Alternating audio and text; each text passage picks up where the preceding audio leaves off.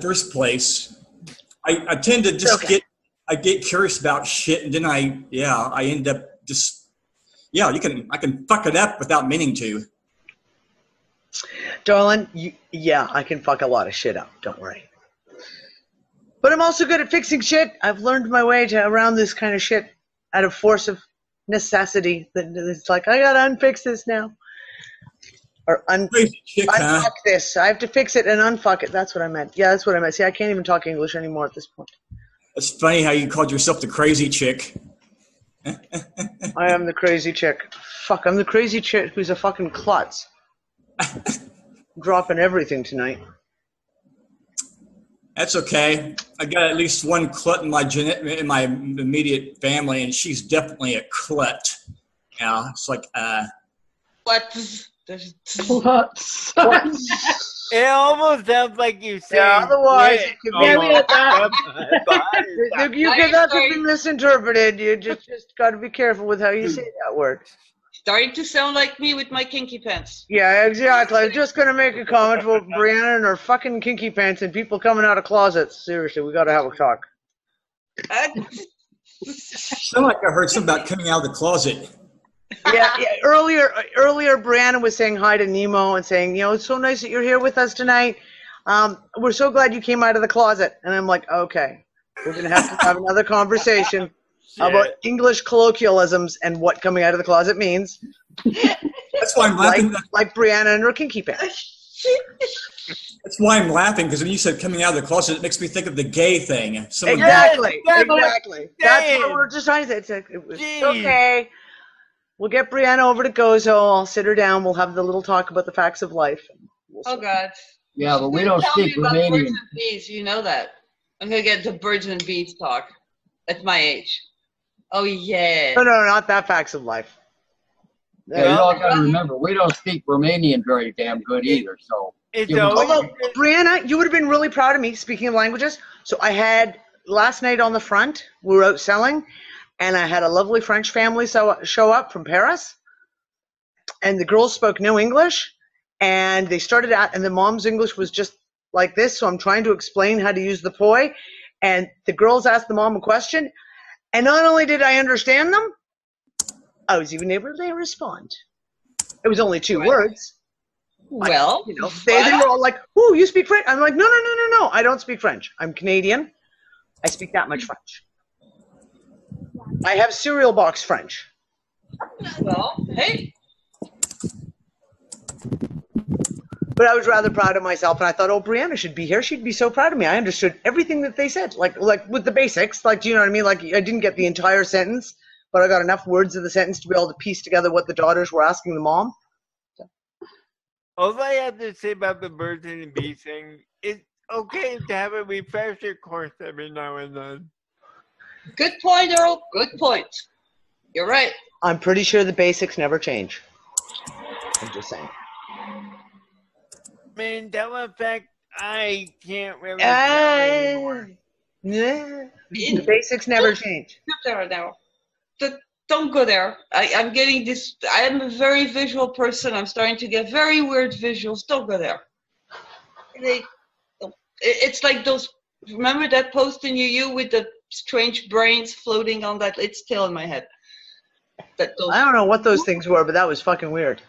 Did you guys see there was a video Mr. MBB333 put out lava rocks floating in Lake Michigan. Yeah. All of a sudden, out of the fucking blue, lava rocks. Yeah. I'm like, what? And I'm not just a couple, like not 1 or 2, like people were collecting them, handfuls of floating chunks of lava rock pumice. Where? Yeah, let's add in. Michigan. How deep down? You said how deep? It floats. Pumice stones float. No, like one thing. They float. Okay, so let's add in too that they had a whirlpool type deal happen off the coast 8 months ago. Yeah. Yeah. Something like Something that. Strange. There was a whirlpool. Now all of a sudden we got that. So and the exact same spot. So it's lava from somewhere else, like Hawaii. Well, no, it's Lake Michigan, darling.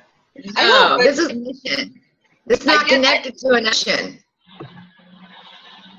No, this is not connected to an ocean. Like there's a fucking underwater volcano under in Lake Michigan. No, there's no damn volcanoes around there. I grew up in Michigan. You've got Yellowstone, for Christ's sake. It's probably 2,000 miles away.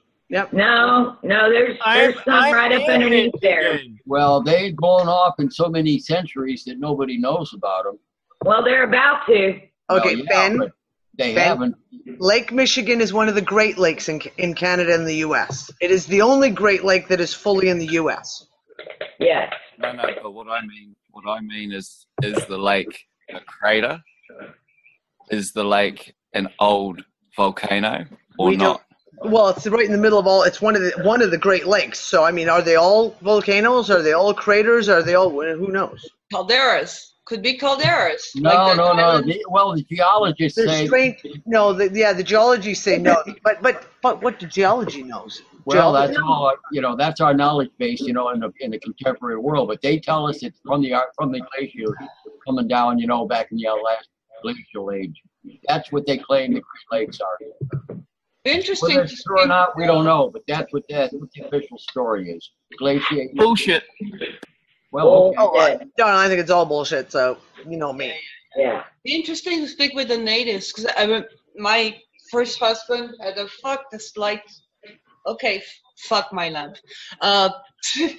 The natives around Lake Michigan, which I forgot what tribe they were, but I know they have. Well, they moved there from somewhere else, but they may. I can ask the Hokitok. I'll ask him and say what the native legends are for that area. Exactly. What's the lore? What's the... I know the answer to that if you want to know. It's the Algonquins is the general tribe, and among that's a conglomeration of tribes that came together as a band. Basically, it covered all the way from Canada all the way into Wisconsin and northern Michigan and Ontario. Right. Where you're from, Danny? That's the Mohawk are one of those nations. The Mohawk, correct, but there's a whole bunch of them up there. Yeah. But the general term is the Algonquins, and that's that business about the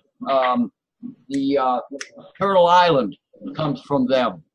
Earth being turtle. Turtle Island. You might know that story or a portion thereof. Yeah, but that's what that's all about as far as what you're asking. If you want to know what they say, you look into the Algonquin traditions. They'll tell you all about it.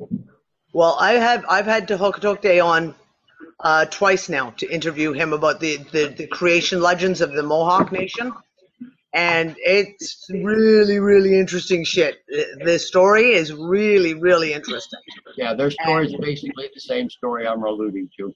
Yeah. So the Sky Gods, exactly. The Sky Gods in the big stone canoe. They came down in their big stone canoe. Yeah. Yeah, it's really, really. I'm kind of really pleased for Doug because he was just made an elder of the Mohawk. He announced it very quietly in the UnFuckers group about 2 months ago because he's in UnFuckers. He doesn't post very often, but yeah, he was just made an elder, which is a pretty big deal for him because he's been one of the people. He's one of the few First Nations people who's like in his area that's actually awake, who knows about the history, about the political shit, all of that, and he's been trying to educate them for 20 years, like educate the Mohawk Nation and the reserve and say, you guys don't understand what these piece of properties and these treaties are, et cetera, and he's been kind of really ostracized. And then they finally started coming around and realizing that all the shit that he's been talking about for 20 years, that they've been kind of like going like this to him, is actually true, and they just made him an elder of the Mohawk Nation. So how cool is that? Yeah, really, really cool. So I haven't had a chance to talk to him since then. I have to give him a call. Definitely have to give him a call. So guys, I'm hit recording. Charlotte, I know you guys just jumped in. I am going to record this, and it'll just go into the UnFuckers, just for the UnFuckers. And whoever wants access can ask me, and I will give access to it.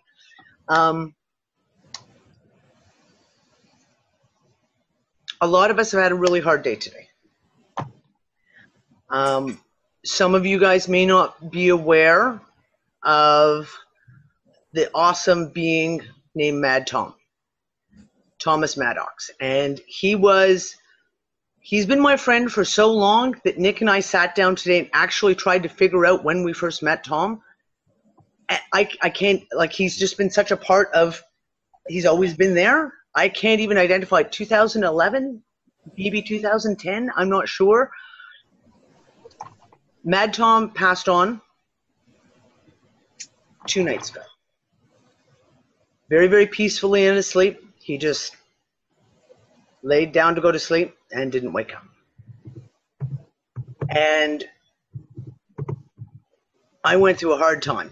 I went through a really hard time this morning with that. Hold on, I'm just trying to, there we go.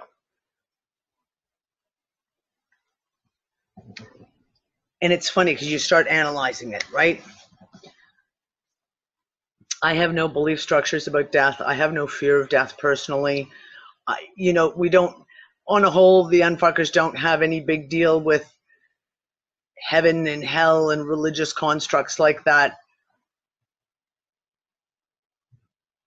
And yet you're sad. And sadness is for those of us who are left behind.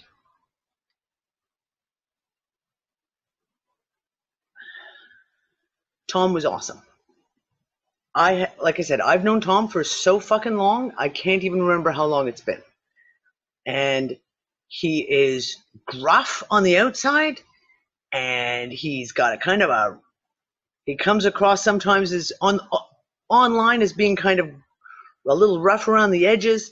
He says what he thinks, he gives it to you straight, but on the inside, he was the biggest fucking heart ever. There was nothing he wouldn't do for anyone who needed help, ever, no matter what.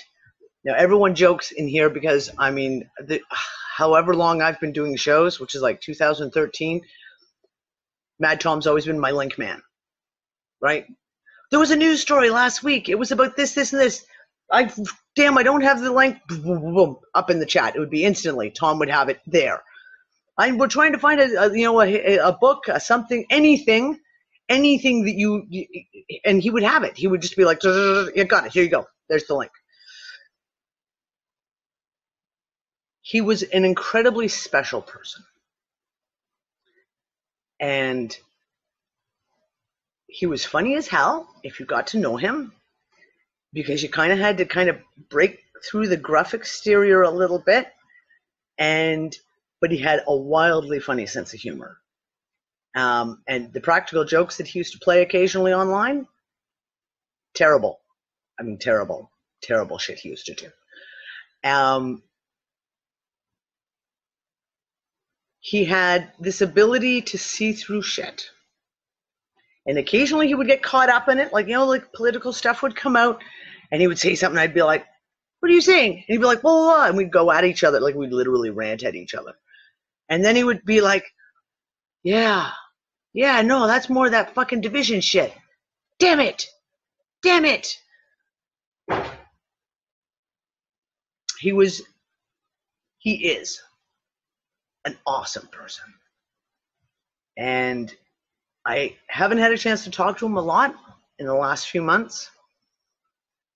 But every so often, it's just one of those things, if I'd put up a post that was maybe a little energetically charged, emotionally charged, I would immediately get a little message from Tom over here saying, hey, you okay? Is everything cool? You okay? Or, you know, he'll have watched a video and I'm coughing last winter, and he's like, why do you have a cough? Why are you not looking after yourself? You're not looking after yourself. You should be looking after yourself. Go do this, take this, take this. Yes. Okay, Tom, I will go look after myself. Yes, Stephanie, he was easily irritated at many things. Many things he was easily irritated at. But it was always, oh, I know, listen, he hated emojis, and I would smother him, especially when we were together on Skype. I ran before we had the UnFuckers group and before all the rest of it, and I had the RTS Skype group.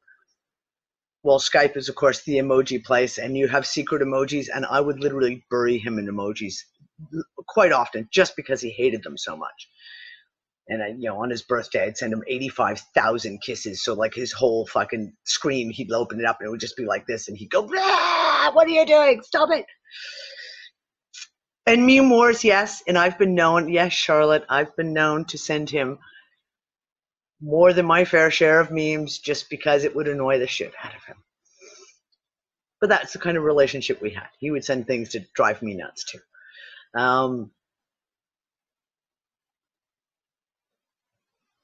He's an awesome man.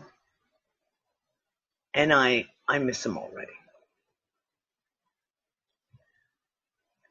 We're all going to miss him. But I think he's here. And I think he's still hanging around. And I think I told Charlotte earlier today that last night we went down, my family went down to the seafront here in Marcelforn. And we were setting up our table to sell our poi. So I was turned around facing the ocean, facing the sea. And I looked up, and right there was the biggest shooting star I have ever seen in my entire life go across the sky. And it was so big and so long that I actually had time to get the words out of my mouth, "Oh my God, do you see the shooting star?" And for everyone to turn around and see it. That's how long it was in the sky for. And that was at about 8:30 last night, which was about 2:30 and 3 o'clock in the afternoon for Charlotte. And it would have been right around the time that they discovered that he'd passed. And I didn't think of it at that night. I didn't think about it other than being like just kind of like the wonder and awe of how beautiful this shooting star was. And I was like, yeah, that was Tom swinging by.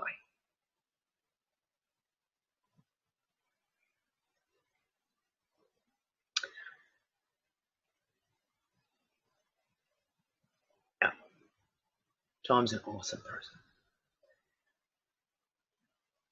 A lot of us have been through a lot. A lot. And the last few months have not been easy. And that's why I wanted to bring us all together tonight. Just so we can all speak our piece. I'd like us all, anyone who wants to come out and talk about a little bit about Tom and how you knew Tom. I know a few of us have got some crazy fucking stories. But I want us to be here for each other. That's what I want us to be. I have a story for you, Danny. I thought I'd wait a while before I interjected it, but I think I'd like to start off this thing with it because Tom and Charlotte and Gina and the kids and one other lady came Sunday night on the 29th of July out there to the Lake Lure gathering. And Tom was sitting right next to me the whole time. And I asked them because it was a subject, because we were all also part of that Lisa group together, all of us at one time. And I asked them about, how they were feeling on the subject at the time. And they all gave me their answers. And Tom was the last one. And again, he was sitting right next to me. And he looked at me and he said, whatever happens, I'm open to it. He said, I'm open to it, which basically said he's not fighting anything anymore. And then he followed it up and he told me, he said, I am just so happy being in my garden and being where I am.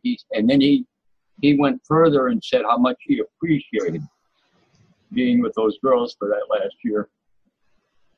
And I did want to share that anyway. And that's about it. But that was where Tom was on the 29th. He was open to whatever came, and I think he's where he needs to be right now, in the long scheme of things. Anyway, I'll leave it at that. No, I know. And Tom has had a very long, hard life. And knowing him as I have, he's had a really hard life. An unhappy life. And he wrote about a little bit of his story out in the UnFuckers room last year.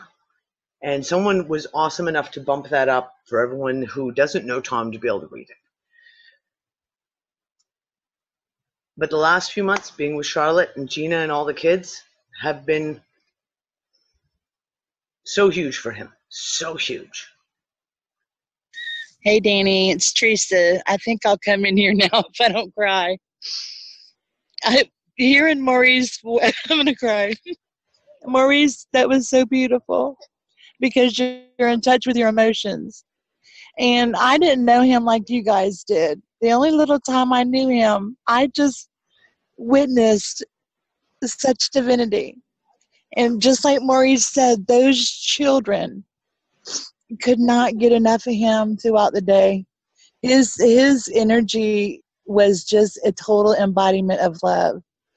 And I know you guys have all these stories. I don't have all those, but what I saw and what I felt being around that man, I kept even saying it to Gina and Shar, like, oh my God, this guy is just, he's beautiful. He's amazing. And I feel lost, and I didn't even really know him. But what I wanted to say here is all day long, I keep thinking about how important we are all to one another, and to remember that, especially now, because this is where we learn to know the value of one another. And Shar and Gina and the household over there embraced him in that way and gave him so much beauty, to behold. And he just walked around that place like he was in sheer heaven. I saw it.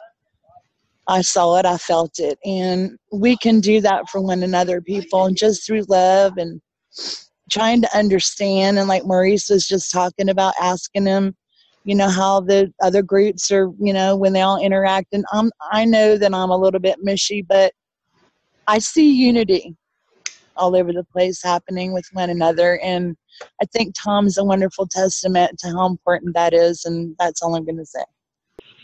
I want to add something because, I felt that the Lake Lure trip was important on so many levels. And, Maurice and I had hoped to meet Shar and Gina last year, and it didn't work out, and it had a lot to do with the group infighting. And this year it was really so much more cleared out. And, I felt that love won. I said, love wins this deal, because I don't give a crap anymore about what group, and so, Tom, I'll be honest, he kind of irritated me. And so then when I met him, he was so lovely and so beautiful. I mean, I gave him the biggest hug and kiss. And I mean, he just held on to me, and I looked right in his eyes, y'all. I mean, it was profound for me. And I knew at that moment that all of us had come together in a special place to be together. And so there's no doubt that he was a happy man. The kids were just having such a ball in the house playing, right, Maurice? They're playing hide and go seek, and I'd hooked them up with some watermelon licorice. They're very happy. And, and it was just beautiful. And so I just feel blessed to have gotten to meet him. So that's it. Yes, Tom had a habit of irritating a lot of people. A lot of people didn't know how to take Tom because he's gruff. And he's a no bullshit kind of guy. And if he sees shit, he'll call the shit out. Oh man, so fucking fast. So he's not a fluffy duffy loving lighter. He's real. That's funny that Don said that, because a couple years ago, I forget what the conversation was about, but sometimes Madtom could come on kind of harsh. And he wrote something, and I was like, what the fuck? And you know what? That all came back to me today when I read that, and I felt so bad. I didn't get mad at him, but I was a little frustrated. Not frustrated, irritated, but I kept it to myself. But I felt bad about that, because I realized throughout the last 2 years what a sweetheart he really is. And he, so wise. You know, it goes to show you that when you get to meet people in person, you get to really see the real deal. That's right. Yeah. And you know, that's, you know, we can all think what we want, but you can't hide when you're right in front of someone. That's right. Yep. And yes, Charlotte, I know he was your little fluffy. And he's always been a little fluffy, like a little fluffy. Well, I was going to say that, you know, meeting with all those folks in person and in the flesh, and, you know, meeting Tom in the flesh, and, you know, it's such a different, even though we try to know one another in an intimate way or whatever through all these things, and we know a lot about one another, and we can feel energies over the internet too, but the truth is, until you're actually in the presence of someone, you don't like get the whole picture, you know.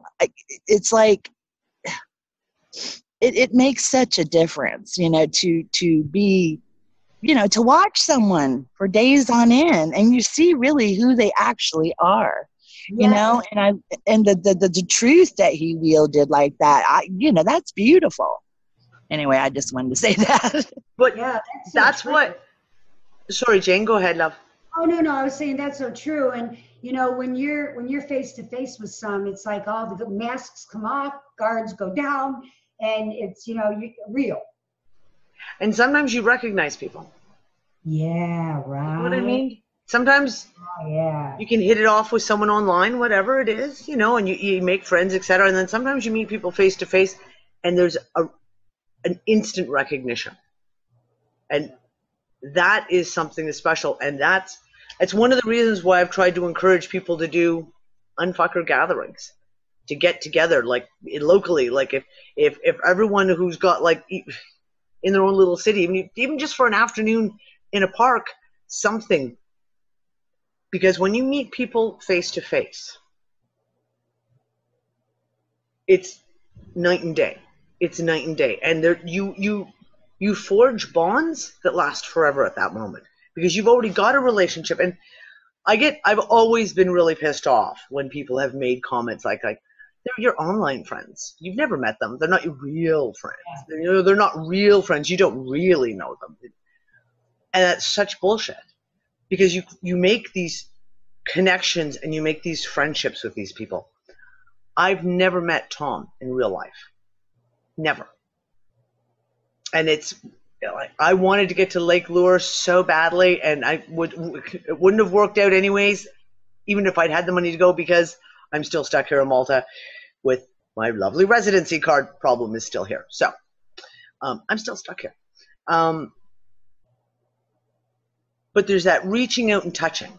And when you have developed a friendship with someone and you've been communicating with them, whether it's through Facebook or Messenger or Discord or Skype or whatever, and then when you meet them face to face, it's like meeting your long lost best friend, your long lost sister or brother. It is. And the bonds become so strong at that point. And sometimes I think the greatest thing that we all need is to actually make physical contact with each other. It's so important to me, and I've been so fortunate to have been in situations where I've been able to do that, where I've been able, whether it was in Morocco, with the gatherings that happened in Morocco, last year with the UnFuckers gathering I had in Gozo in 2017, I've had this amazing opportunity to not just meet face to face, but spend time with. And I cannot express to people enough how important it is. How important it is that people find their tribe, yes, online, but we find our tribe even in real life. All you guys are all my tribe, right? But I want to hug y'all in real life. And some of you I have hugged in real life, Gail and Anne. But I want to hug the rest of you in real life. So we got to do, like, I don't know, kind of like group hugs. And it's like I said to Dawn when she was going to Lake Lure. And I was like, okay, you have a mission. You are to give Randy and Jeff and Charlotte and Tom and Gina all hugs for me. And whenever she gets together, and I'm like, I can't be there to hug someone myself, but you can give them hugs from me. I guarantee you she did, because I saw her do it. Awesome. I'll consider those hugs delivered then. That's all that counts.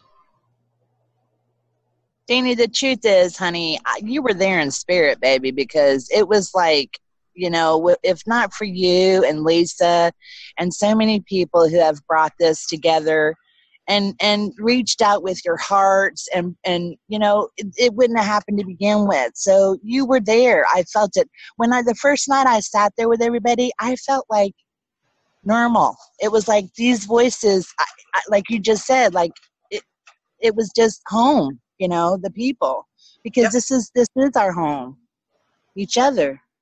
Yep.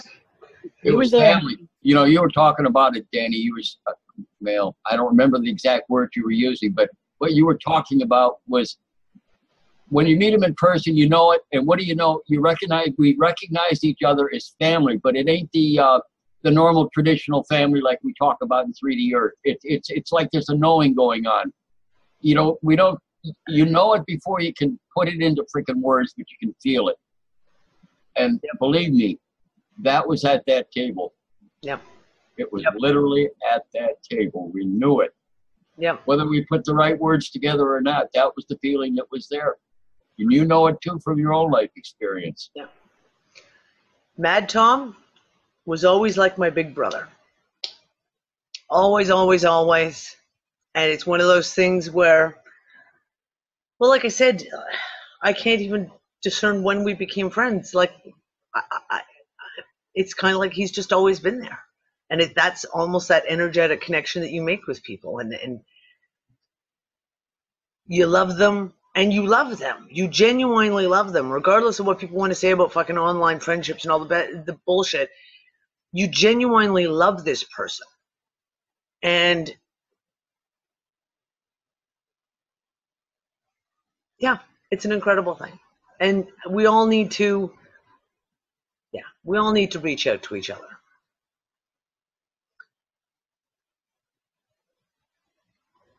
Yep, the love is real. The love is real. If anyone wants to come to Gozo in October, planning on a get-together in October in Gozo. It looks like we're working around Gail's schedule, though. What date? What date are you? Yeah, I'm not going to be able to your schedule, darling. You got to tell me when you're available. When do you finish Cats? That's right at the end of October. It's right at the end, so it won't be till beginning of November. So don't work around me. I'm gonna work around you whether you like it or not. We'll figure it out. We'll figure it out. Well, I got really good news. I got good news about the makeup. That's all been passed. The last 7 designs for the costumes have been sent off, and the cat suits that I'm going to be making the costumes with are going to be coming weeks earlier than what I thought. So I'm going to be cracking on with them, like really intensely, because if I can get to you, I definitely will.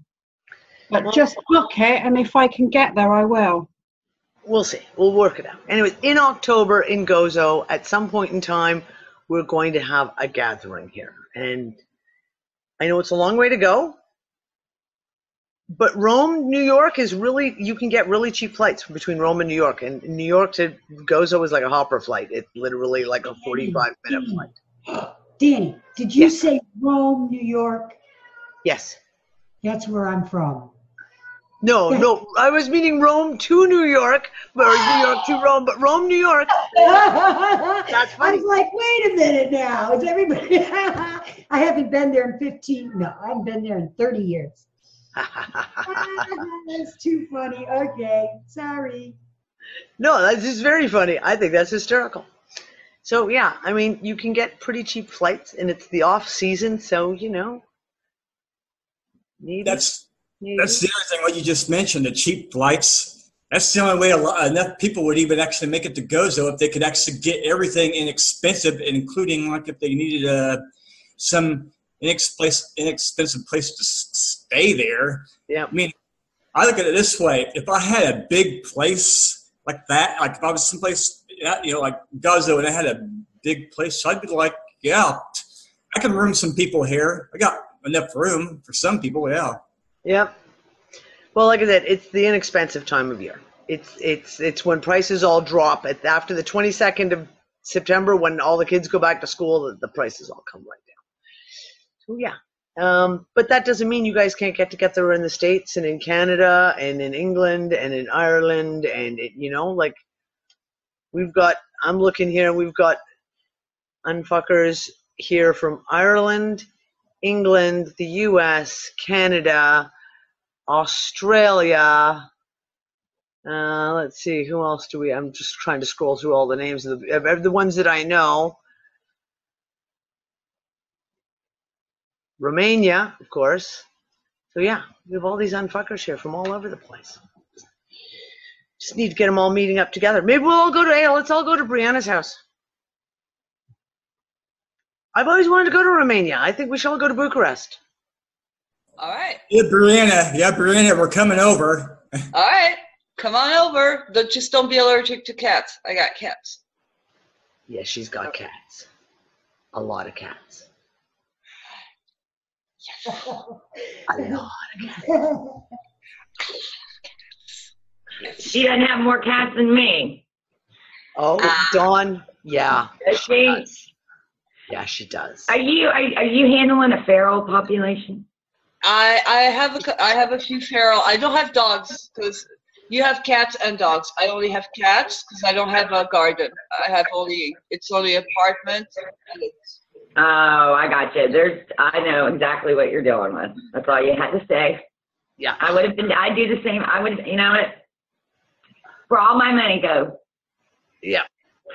You and your animals. I have a few feral as well, where they're not feral with me, although they have their days. And there's others that usually you'd see them sometimes behind me on the couch. Sometimes they pop up their head. Well, I've got 15 animals. Let me think. 8. Yeah, 15 right now. So Dawn, I was going to say real quick, you guys are talking about animals. It makes me think of the old thing that I guess everyone here, most of us have heard of Gilda Radner. Yeah, when she did that thing that, you know, the animals, let's talk dirty to the animals. You know, the whole thing about fuck you, Mr. Rabbit, and all this stuff. Yeah. Gilda Radner is like one of my all-time favorites. I love her. So all of us old ones in here appreciate those old days with all Back the great in the good old days when Saturday Night Live was actually funny. When it was actually funny. Yeah. Apparently we have a few cat people around here. The UnFuckers cat community. Yeah, apparently.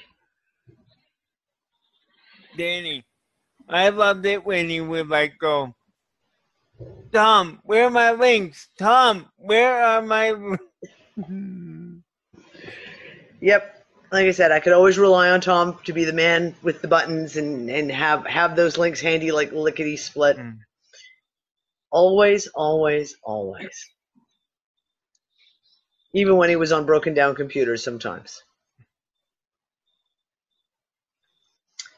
I know about those broken down computers. The ones something like you could having one that normally works fine, but everything that you know of is, you know, obviously it's kept up, maintained, but yeah, then having, you know, working on the thing that's like, oh gosh, I suddenly had this thought, this trigger of like how it works like a vehicle.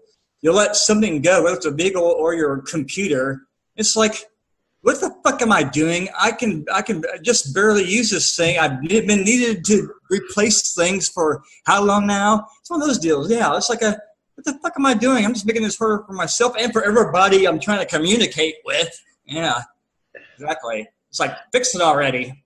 Back in 2013, I had a relatively new laptop. Relatively. Like it wasn't new, but it was, you know, relatively new. Cheap laptop as usual, because I always had the cheapest that I could buy because that's all I could afford. And one of my cats walked across the keyboard and got its claw caught under the F key, and it went flying off, and it broke the little tabby things in it that holds your keys on. So I had no F key. And I was on a show, and I was trying to type out something, and of course, every time you hit the F underneath the key, all you have is a teeny little button. It's like, I don't know, like, oh, if I do it this way, like, I don't know, 2 millimeters across. Little rubber button is what is actually there. So I'd miss it. I had anything that was an F had typos in it. And Tom was like, "Are you fucking drunk?" Literally, he sent me a private message. "Are you fucking drunk?" And I'm like, "No, my F key's broken." And then we all started laughing. And I turned around and was like, yeah, I know. Everyone's making fun of me because I can't type because I've lost my F key. The cats have destroyed my F key. So I have no F key. And I woke up the next morning, and Madtom had sent me a picture that was this big of a gigantic F key. And he says, "I'm sure you could just shrink this down and, like, you know, stick it on your keyboard." It was so funny. Of all the keys, the cat had to get its claw in the F key. It's like an unconscious subtle way of saying "fuck off." I'm a cat. Yeah, that's what everyone kind of made fun of the fact, because I'm well known for using the F-bomb as punctuation, and they're all like, "Oh, that's just karma trying to tell you you're not allowed to say the F word anymore because they've taken your F away."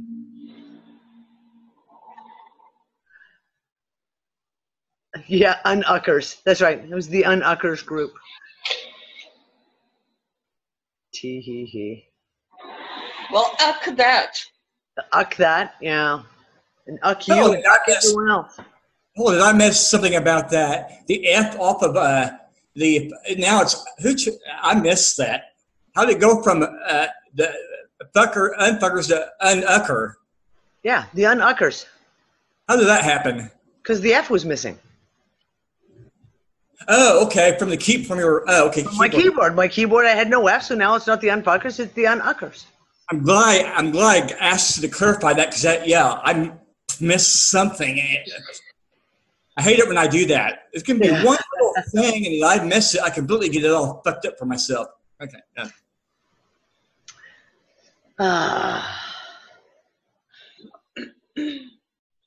Yeah. We're all gonna miss our Madtom. I know I'm gonna miss my Madtom an awful lot. And I'm glad that it was peaceful and painless. And I'm just sad for us. I'm sad for Charlotte and the kids and Gina, especially Charlotte's kids. They're having a real hard time right now because Uncle Tom was Uncle Tom, and Uncle Tom was, pretty much like, oh, so they're having a hard time. And Charlotte, I got a package going in the mail for you tomorrow morning. I've made you up some Essence stuff special for you guys.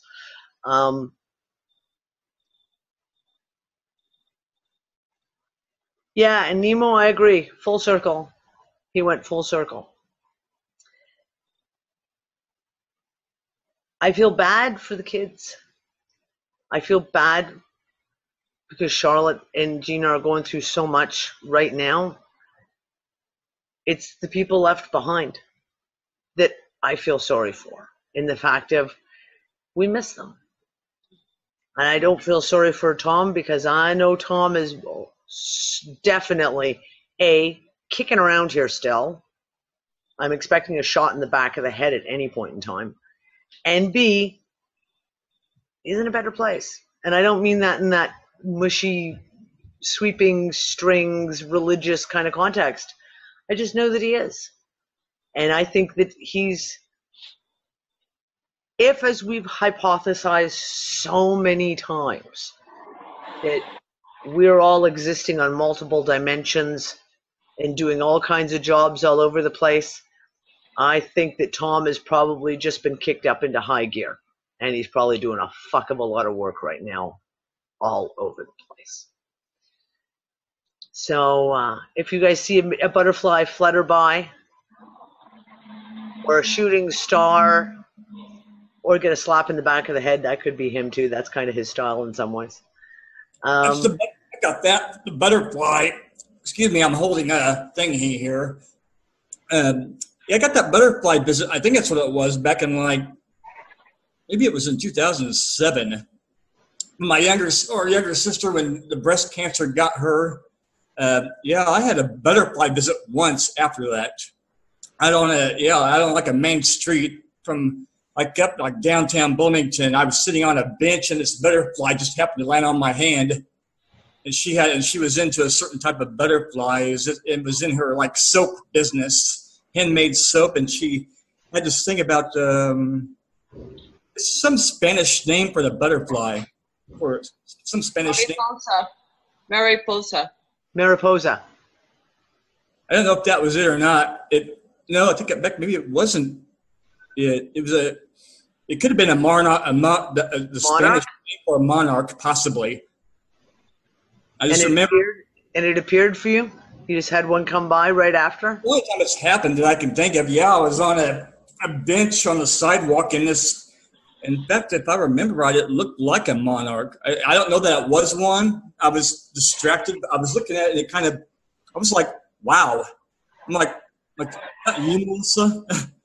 Trying to, it's the only time it ever happened that I can think of.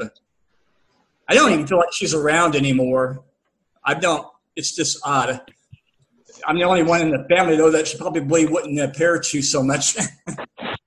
I was making a joke on myself, but it's just odd how, my brother and his wife years ago, I know they weren't making this up. Like I've said, that they're on the front porch of their house drinking coffee during the day and talking, and like I said, my brother's like, "Do you hear that?"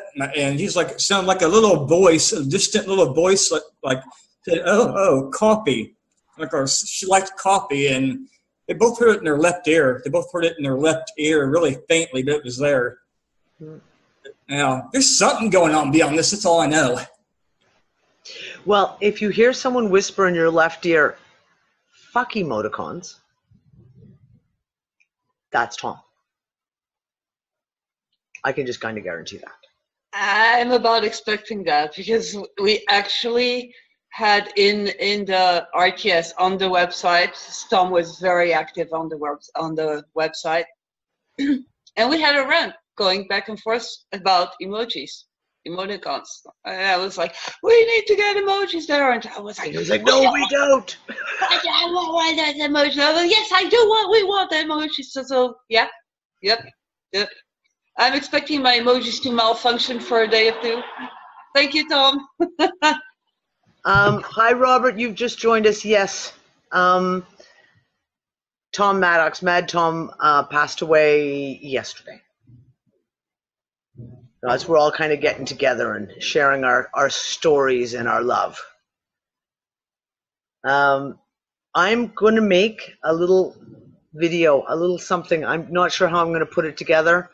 And Charlotte, I will need your help maybe next week or something a little bit later. And I want to make a little video for Tom's family. Because I know Tom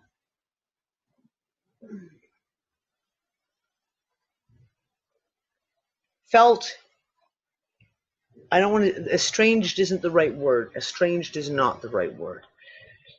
But he wasn't as close to his family. And I want them to know that he was loved. And I want to send this message out to Tom's family that he had another family as well, and that we all loved him hugely. And so yeah, I will put together a little video, something that'll be based on some of the stuff that everyone said in here, and some of a lot of the comments that have been on Facebook and in the UnFuckers group, etc. Because I think they need a little bit of that too. They need to know just how loved their brother was. Absolutely.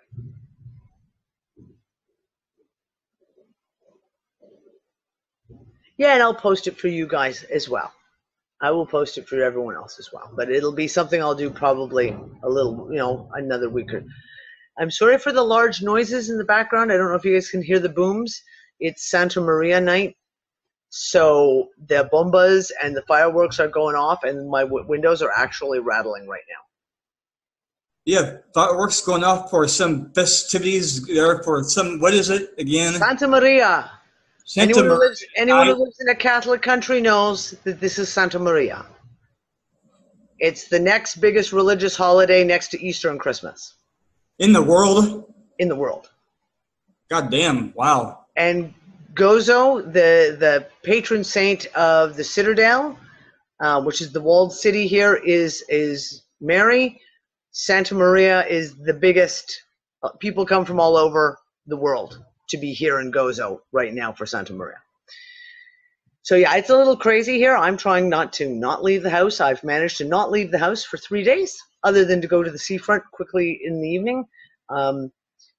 The island that has a population usually around 35, 40,000 regularly. Right now we have over 750,000 people on the island. Yeah. Needless to say, don't come to Gozo and try and get a hotel room during Santa Maria unless you've booked it at least a year in advance.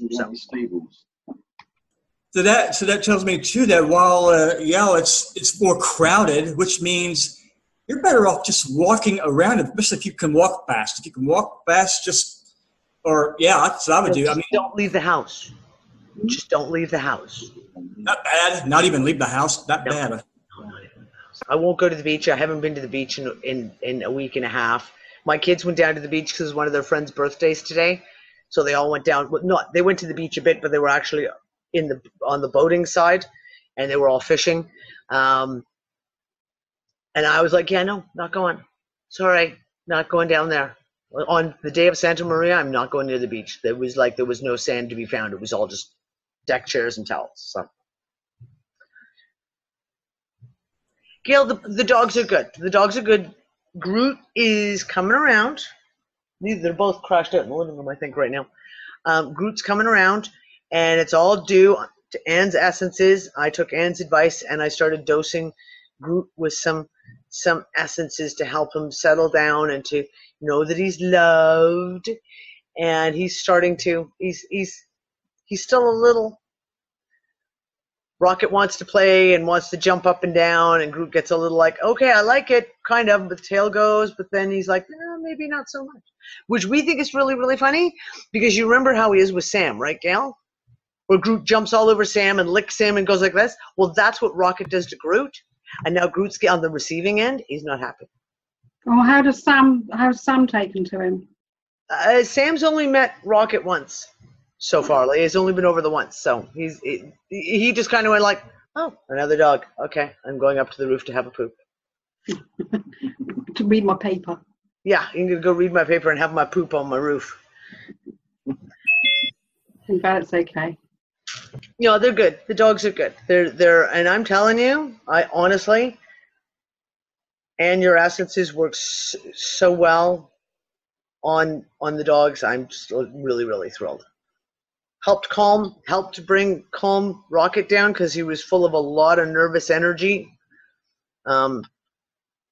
And helped to kind of make Groot feel much more balanced, much more not so feeling like he had as we call it in our house, he has banana mint shoes right now.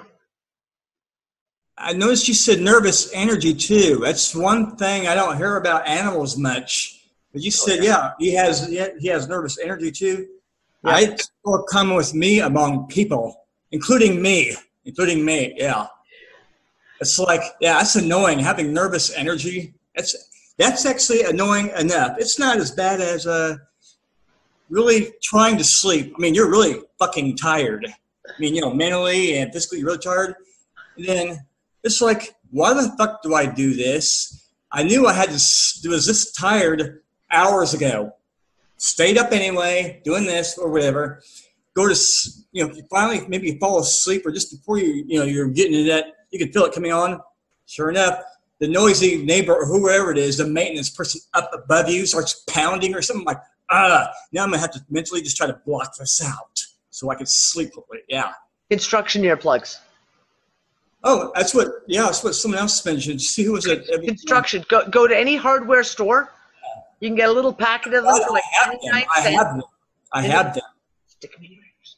In fact, there's Just one. a little tip, Star. Never, whatever you do, never pour wax in your ear. I had to. Sorry, I don't. I had to. I don't pour anything in these ears. I haven't done I that. didn't pour it in, cow. She didn't pour the wax in her ear. She just kind of shoved it in there. Yeah. And wore it around for It's days. funny. Gail, go ahead, call me a cow. Come on, do it publicly. You can. You're allowed Call her to. a cow. You should call her a cow. I would definitely call her a cow. They help some, and these help some, but I don't know if it's my ears or what. I have small ears anyways, and like You can get them in children's sizes. They actually sell them in children's sizes, and I've got a friend of mine who's got very tiny ears, and she buys them for children, and you can order them online. They're dirt cheap, and they're children's size, so they fit in a child's ear. I don't think I've got like kitty, like child ears. I don't know if I have elfin ears, elfies. I don't know if I have elf ears or not. Wait. Did you say Elfie or did you say like Elfie? I said Elfie at first. Elfie. Okay, guys, I'm a little confused. No, as in Elfie, as in ELFI, the elf. Elves. I just said Elfie since. Say elvish. You have elvish ears. Not to be confused with Elvis ears, because you got sideburns, and that would be really confusing. I do that to people. I haven't had that happen in years, but in the past, so many years ago, someone like, I like it. It's like, makes me think of Elvis Presley. I'm like, please. I'm like, could you come up with something more original than that? The man's, his body left long fucking time ago. Could you come up with something more original than Elvis? I'll even take Wolverine, and I don't even watch the X-Men movies. Well, you should. Well, I didn't even know what they were until I looked that up. The Wolverine thing, I'm like this one kid years ago outside of a Kroger, like said something about me looking like Wolverine. He was waiting on the city bus, and is like, I'm like, Wolverine, and I thought, the animal. An animal, like. I'm like, what the fuck? And I ended up looking up, and I just stumbled onto Hugh Jackman's character, Wolverine. I'm like, oh, that's what the fuck. Now I get it. Yeah. I just manicured my claws. They don't look like Wolverines. But I don't follow the X-Men movies, so I wouldn't know. And now it's like, oh, those X-Men movies. I still haven't watched any of them. Sacrilege. I know. Shame on me. I don't know if I can be friends with you anymore, Star. Seriously. I might attempt to actually watch one of them. There's a few movies I still haven't watched. Like, which one was it? The one that Andrea mentioned it on one of those. If you say Star Wars, we're not talking anymore. That's all I have to say. Oh, I know what it was. Minority Report. I still haven't seen Minority Report. Yeah, Andrea brought that up on a post because I made some humorous comment on the post about in the mall, like when in the mall where they would show the people in there, like the navigating thing on it, and the whole thing about the new thing. I haven't seen that movie in so long, I don't remember anything about it. Like, literally, it's been years since I've seen that movie. That's Minority Report. So then, okay, I mean. And speaking of movies, I'm really sorry, everyone. I got completely sidetracked this week. I did not put the movie poll up for this week until this morning. Actually, that's a lie. Until, 3 hours ago. So, go look for the poll in the UnFuckers so we can decide what movie we're going to watch for Sunday night. Has anyone watched The Discovery with Robert Redford? That might be one to put in. Oh, yeah, that was an interesting movie. Yeah. That was a very interesting movie. I can't place it. Is it on Netflix? So it's a newer movie? Yeah, it's on Netflix. A year or so ago it came out. Yeah. And, I don't want to give away the plot, but yeah, it was really good. it's about if there is an afterlife. And obviously I won't give too much away, but the end is such a twist to it. It's really something we should think about watching. It's on Netflix. It's a good one. Somebody type it in the chat room. It's like I was trying to hear the name of it. I didn't catch the name. Discovery. Oh, you did say Discovery with Robert Redford. Is that what you said? Yeah. Okay. Yeah, it's just on Netflix. I haven't heard of it. It's a Netflix one, so it was never in a movie theater or anything like that. And yeah, it was an interesting one to say the least. We watched it last year. Like Marlena was like, "Oh, you gotta watch this movie," so Marlena put me on that one. That was very, very interesting. Well, I wish, like I said before, I wish we could watch like series. So it was a way of watching series with everyone. Yeah. I was talking to Charlotte today. They're rewatching Fringe. I'm rewatching Fringe right now as well. Took time to introduce my eldest daughter to Fringe. So yeah, we're halfway through season 3. And we stopped watching Fringe because I finally got all of Westworld season 2 downloaded. Oh, okay. So I've stopped watching Fringe, put that on the pause because now I have to catch up on Westworld. And that's another one that, wow, everyone needs to watch Westworld because holy shit. But you have to have it's a very, very violent show. It is very graphic. It is very violent. It is emotionally hard to watch sometimes. Some of the scenes are really, really emotionally hard to watch. But there's so much in that show. And it's so funny because Westworld and Fringe were both done by J.J. Abrams. So I was going to ask you real quick, is it the type of intensity, violent things that they, like Altered Carbon got pretty rough. Yeah, it's like Altered Carbon in the fact of like there's a lot of blood. You see there's a lot of blood and there's a lot of like close-ups when they're like pulling bullets out of the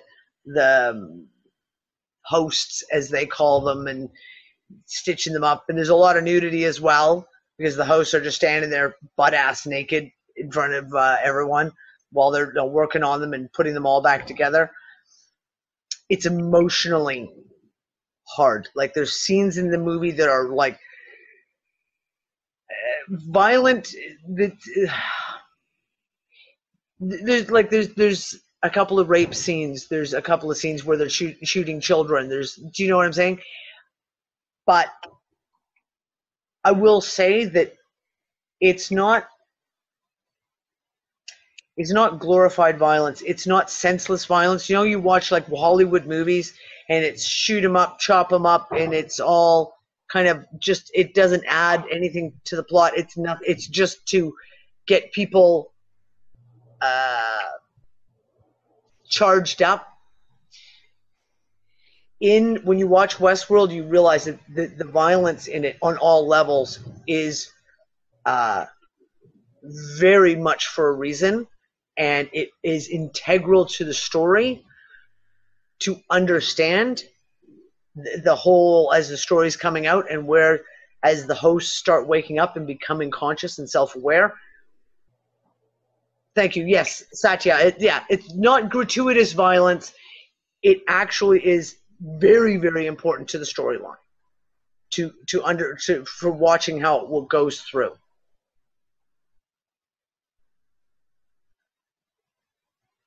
The psychology of Westworld is mind-boggling. It is, Tracy. It is I'm only the 4th episode in on season 2. No spoilers, you guys. Every episode it's like a sentence. One sentence comes out and you go, oh, did they just, holy shit. And it's, a lot of stuff is really, really subtle. I just rewatched just the last couple episodes of season 1 before we watched season 2. And even watching that again, you see so much more. It's one of those things where as you watch it a second or third time, you see so much more. You comprehend the subtleties that have been put into the show. But Stephanie, that's the part of it that's really, really fucking interesting. And it's the conversation that Ford has with Dolores. Dolores is the main host character throughout the show. And she's one of the original hosts that was ever built. And Ford is the guy who built her, is the creator of them all. And he's talking to her about consciousness. And he's talking to Bernard about consciousness. And he basically says about, he realized that they could not become fully. Oh, would you stop with the fucking bombas and the fireworks? Holy shit. Can you guys hear it? It's not that bad. My windows are rattling. It kind of sounds just like you're like someone bumped the wall or something on my end. It's probably much louder for you. Yeah, it's much louder to me. And you have to understand, we're on the sea. That's in the village in the center of the island. Wow. Yeah, like that's 15 minutes drive away. Yeah. It's Yes, okay. You watch the reactions of the tourists when the bombas start going off in the middle of the day after mass. Wow. And Quinlan was in town yesterday, and she says, how many tourists were like, ah! Because it literally sounds like you're in the middle of a war zone, and everyone just completely ignores it, just keeps going. And tourists are all like freaking out. It's like, I said, okay, that's your job to then go to the tourists who are freaking out and say, it's just fireworks. It's just fireworks. That's only like 15 minutes away, and that's only like 15 minutes away. I can hear it. I can still hear it. The boom booming. Yeah. And I'm in the center of my house. If I was out at the backyard right now, you wouldn't hear me over the volume of these going off. Is Don still around? I wanted to, since you're talking freaky stuff, I wanted to, I don't know if he can show on this bad light that I have. I have one of my cats is a, can you see this? He's a mix. I think he was actually, come on, look at the camera. Can you see? He's half cat, half bat, for real. Look. His ears, he looks like a gremlin. Yeah, his ears are folded. And he looks like a little gremlin. Yeah. He's got folded ears, and he's like literally half bat. Come on, look at the camera. Yep. Yep, we can see him. Yeah. Yeah. I never seen that before. That's the first time. I mean, I know the race, the folded ears cat, but they're like a brand and they're beautiful and fluffy. He just looks like an Egyptian cat, very pointy, very tall and slender, and bloop, bloop, folded ears. And he looks like a bat, and he's black, the poor thing, of course. Doesn't help. Yeah. Plus, I'm glad you have a little bit of light, Brianna. I can see her. I can see the cat. All right, but yeah, it's like this. Your light is still. It's at least it's light. I'm just glad I can see you enough. And the cat. Yeah. Oh no! You're gonna blind us with your megawatt spotlight. That's a whole 40 watts. That's the only lamp she has in her house. No, you're muted, Brianna. Oh, No. This is not this is the only lamp I have in my living room. Let's be clear about okay. I live in a cave. She has in the living room. I have a lamp in my bedroom, in the kitchen, in the bathroom, yada, in the hallway. In the living room, I took out all the overhead lamps because I hate overhead lights. I hate chandeliers and shit that hangs from the ceiling. I love to have lamps on the floor. I like intimate lighting. And they all blew, and I blew up the last one.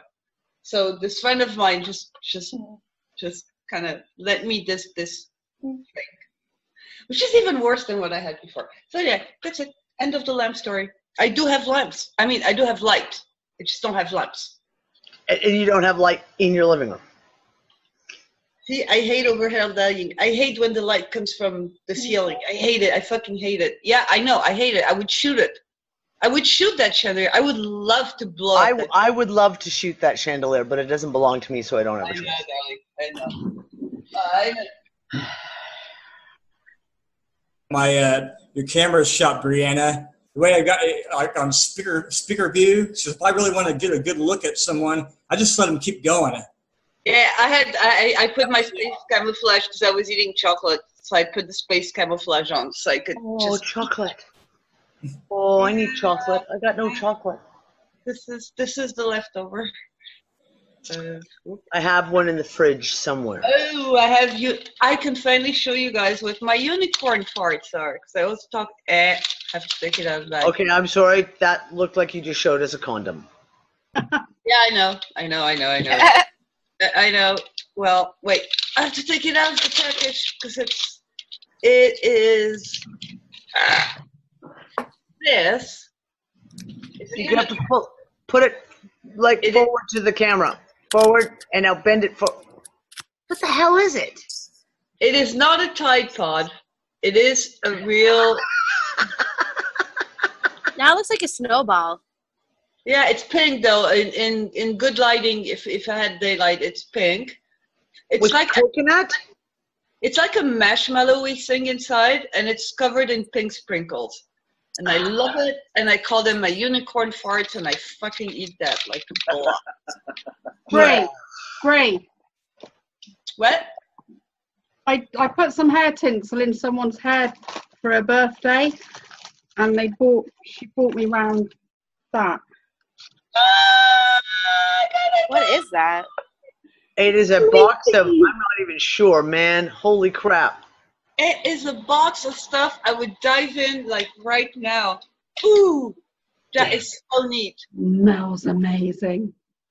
Is there rainbow candy in there or something? There's jazzies, mushrooms, things, cherries. Oh my God. There's enough junk. It's all sparkly too. Cola thingies. Oh my God, you guys. Diabetes in a box. Diabetes in a box is exactly what that fucking is. I'm going back in space. I can't stand this. It's painful to watch. Brianna has a small candy addiction, just in case anyone hadn't caught on to that yet. You know who's really making me hungry is Deb. She's been cooking since this show started. She's making strawberry jam. I'm like, I want to go into her kitchen. Jam. I know. Man, Deb, I want to come over to your place. I want some strawberry jam. Right?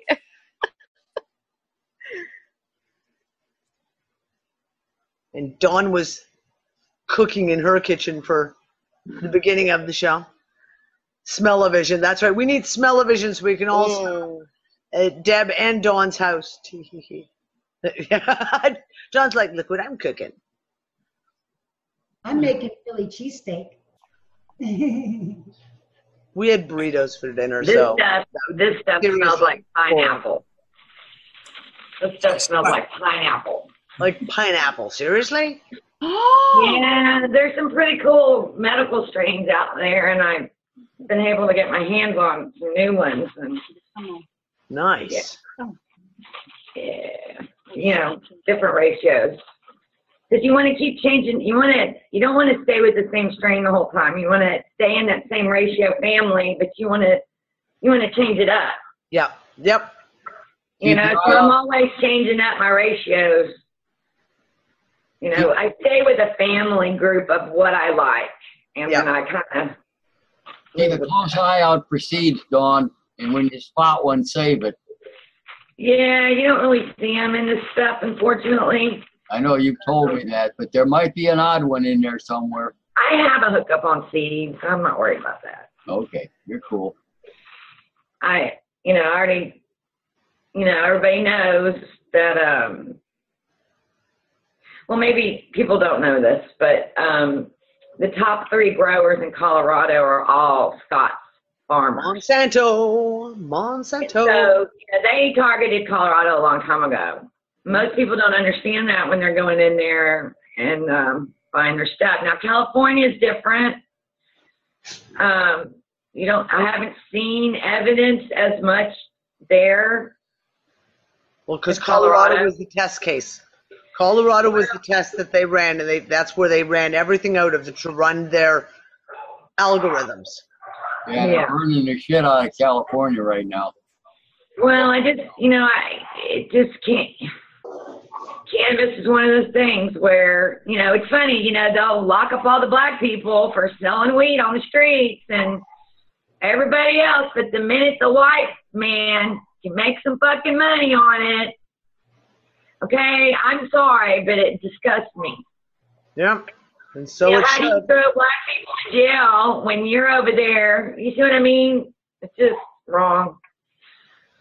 I hear you, darling. I hear you. That's a good Like I said, our medicinal marijuana laws that they brought out here are fucking a joke. The medicinal in Malta, the new medicinal marijuana laws that were supposedly everyone was like, "Ooh, yay, medicinal marijuana!" It's a joke. It is a complete crock of shit. And What is it? It's people don't CBD get it. only, like Texas, right? Huh? CBD only. You got CBD No, only. No. Get this, okay? You can absolutely get proper medicinal marijuana. They've brought. Here's an island that has the perfect growing temperature. I'm just going to mute. It is. It's me. No, it's not this time. Has the perfect growing atmosphere to be able to do a minimum of 4 harvests a year. You can grow 12 months a year here. You've got farmland already set up. You've got farmers here are really got tossed under the bus very, very badly when they joined the EU. And they're in a bad shape. So you could have literally, they could have passed this law, started growing in Malta. They would have revitalized the entire farm industry. They could have made themselves the medicinal marijuana central for all of Europe. Easily. You still can't grow it. They hired a Canadian fucking company to come in to produce it all. And I'm going to call it it because we really don't know what it is. The company won't tell you what strain it is. They won't tell you whether it's GMO. They won't tell you if it's organic, if it's been grown with pesticides, how it's been grown. Absolutely nothing. You have to go to your doctor to get a prescription for it. And the law is basically worded to the effect of, if you've tried everything else and those medical drugs have not worked, then your physician at his or her own discretion can give you a prescription for medicinal marijuana. The doctors here have no education on cannabis whatsoever. They don't have a fucking clue. They don't know what it treats. They don't know how to use it. Nothing. So you're going to go to a doctor and say you've got epilepsy, Parkinson's. And they're going to say, well, you've got to take all these drugs. And you say, no, I don't want to take those drugs. I want the medicinal marijuana. The doctor can literally go, yeah, no, you have to take the drugs. Once you've proven that those don't work, then you can come back to me.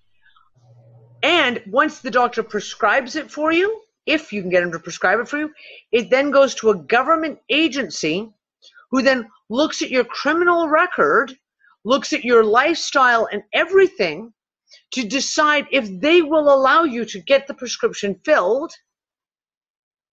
So in other words, if you got caught, let's say you were 16 years old and you got caught by a cop smoking a joint outside of the nightclub, and now you're, say, 28 years old and you're trying to treat something, even something as simple as like cataracts. I mean, literally anything. The government agency can go, oh, we see you have a record for drugs, so yeah, no, we're not going to let you have this because obviously you're just drug dependent and you can't be trusted. So no, you can't have it. And it's actually made it worse because there were companies here who were importing CBD. Now you can't get CBD here because they've now put CBD under the classification of cannabis, and they're considering it the same thing as full THC paste and oils. So now you can't get CBD. And we have a friend of ours here whose husband has got really severe cancer. He's not doing well at all. She had ordered some CBD oil, and they stopped it at the border and said, where's your prescription? And she says, he doesn't have a family doctor here. He's got cancer. He needs it. Oh, no. You got to go to the doctor now and get a prescription, and then it's got to go to the government agency, who then decides whether or not you're worthy of being allowed to have it. And then you'll be given whatever the pharmacy gives you, and you don't know what the pharmacy is giving you. Bastards. Yep. It's actually made things worse. It's actually made things worse. And they had an opportunity. Like, literally, I was really excited when I was hearing about it, and I was following it really closely. I was like, Malta has an opportunity to kick serious fucking butt if they go through with this the right way. Nope.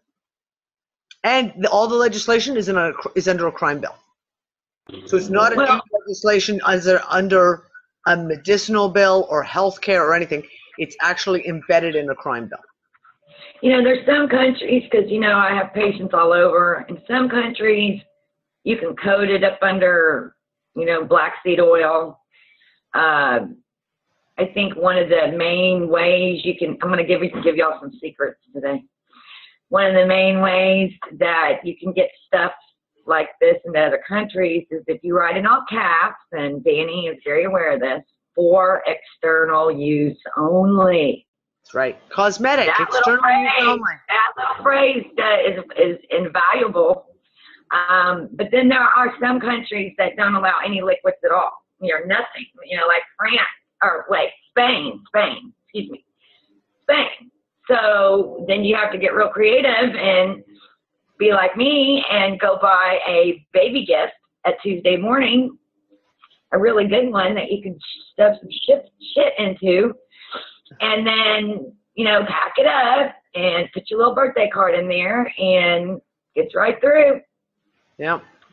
See, but you know, you gotta wait around this. I'm like at 99% on my shipping. I've only had one fuck up, and you know which one that was, Danny, and that was because that guy didn't know what he was doing. Won't even get into it. That was a whole fucking. Right. That was a cluster, and I'm never gonna do that again. But you know, there are ways of doing this, and you know, at the end of the day, you know, if it's your life. Yeah. What I heard of a couple of days ago, for the first time I heard about it, my nephew has imported from Indonesia kratom powder. First time I'd heard of it. Yep. Now illegal in the USA. Illegal in the US. Oh. No, it's not illegal. It's just how they package it. It's not illegal, but you know who we need to bring on about kratom is Randy Moggins, because he has quite the hookup from Indonesia, I believe, and there's a lot of different uses for kratom. I personally would be very interested in a show like that. Yeah. Oh, well, we'll definitely have to. I don't know very much about it at all. So, I think we can do one. Definitely do. Danny, this is Gina. Oh, hi, Gina. Hi, darling. I just wanted to say something about kratom because I had a horrible Vicodin addiction many, many years ago. So I've been very aware, because it was so hard to get off of all the things that were available. This shit just showed up a couple years ago, and I would have known about it. To me, it's a timeline thing, or a timeline jump or something. I've never heard of it. And it's everywhere now. I mean, you can find it in the head shops. And yes, it helps with pain. It helps with energy levels. It helps with emotional balance. There are multiple uses for it. Apparently, it's related to the coffee plant. Well, but Gina, you remember,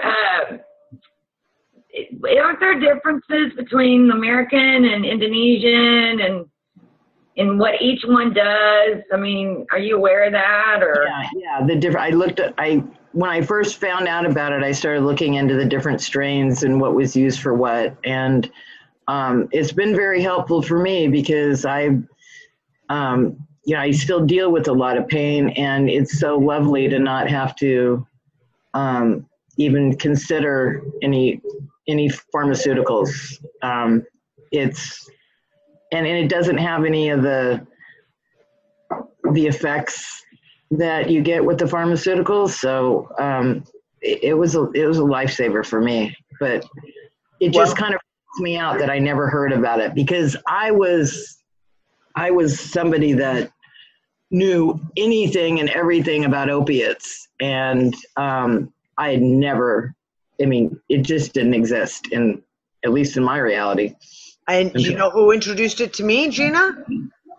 Madtom. It was Madtom. He posted an article, and he posted it in RTS, I think. Maybe it was even on Facebook. And he was ranting. He was like, oh my God, they're going to try and make it illegal. People need to know this, blah, blah. And I was like, what's this Kratom? I've never heard of this. And he was like, are you kidding? This shit is like that. And he was like, blah, blah, blah, and he told me all about it. And I was like, I'd never heard of it before. And the same thing, like, I'm into all of this kind of stuff, and I'm pretty aware. And all of a sudden, it was like, everyone's talking about Kratom. And I'm like, what the hell is Kratom? Never heard of it before. Yeah, I don't know where it came out of. Some people say, well, it was just in Indonesia and the Philippines, and we just never heard about it. But I don't buy that either, because we know about every, so many medicinal plants. And yeah, it just kind of blows my mind about that. Well, it's pretty interesting that it did come along because of all the pharmaceutical and the opiates and whatever, and it's been basically one of the ways for people to get off of it. Yeah, exactly. From taking pharmaceuticals, and it's more natural, and it's not going to kill you. It doesn't depress you or whatever. It has all these like antihistamines and all these like the more they've studied it, the more beneficial it is for certain whatever. I mean, like anything, if you take too much of it, I mean, you can smoke too much weed and whatever. But yeah, it does seem to be like the lifesaver or somewhat of a safe craft from all of the pharmaceuticals. And now, of course, they're making that all illegal. And isn't that interesting? We're still in Afghanistan pumping that, Yeah, whatever, right? Yeah. So it is interesting that this has come along. I'm telling you, Kratom used to be called. It's got an ancient name. We just got to find it. It's got to be. It had to have been around. And it's a plant, right? It's a plant. Yeah, I know, but this I'm saying, Don, and I'm with Gina on this. I look at all this stuff. I'm always investigating plants from remotely from South America and Asia, etc.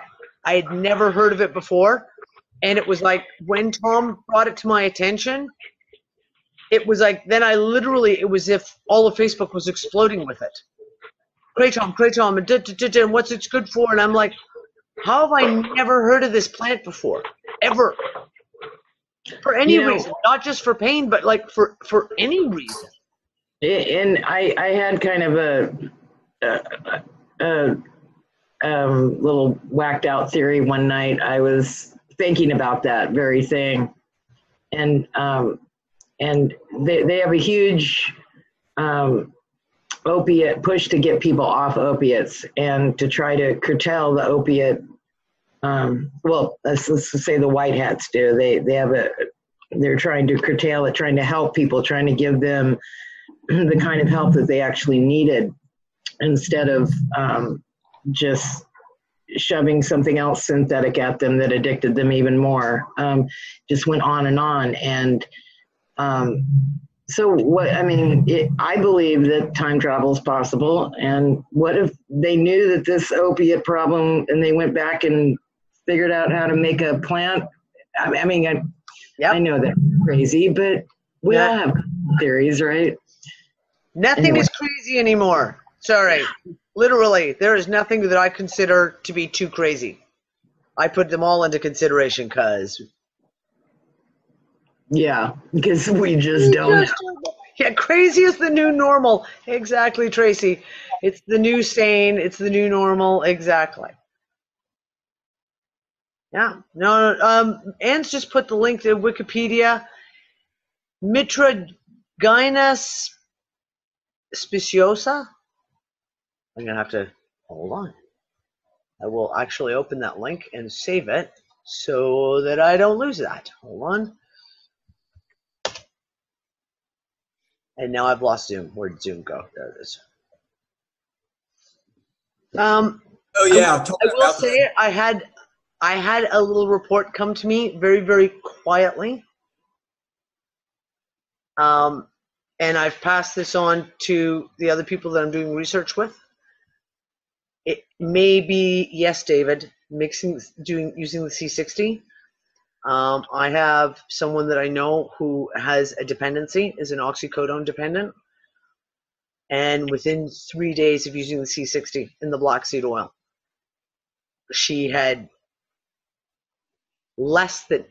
more than halved her daily dose. More than halved, as she went about 12 hours without having to take anything. And she was just ecstatic, absolutely ecstatic with the reaction that she'd had. So it's one, like I said, I passed that up the chain to my research guys to add to the list of things to look out for if we know anyone who is got an oxycodone, anything morphine, opiate-based dependency, and if the C60 could be used to help them control the withdrawals and actually get down back off of the painkillers.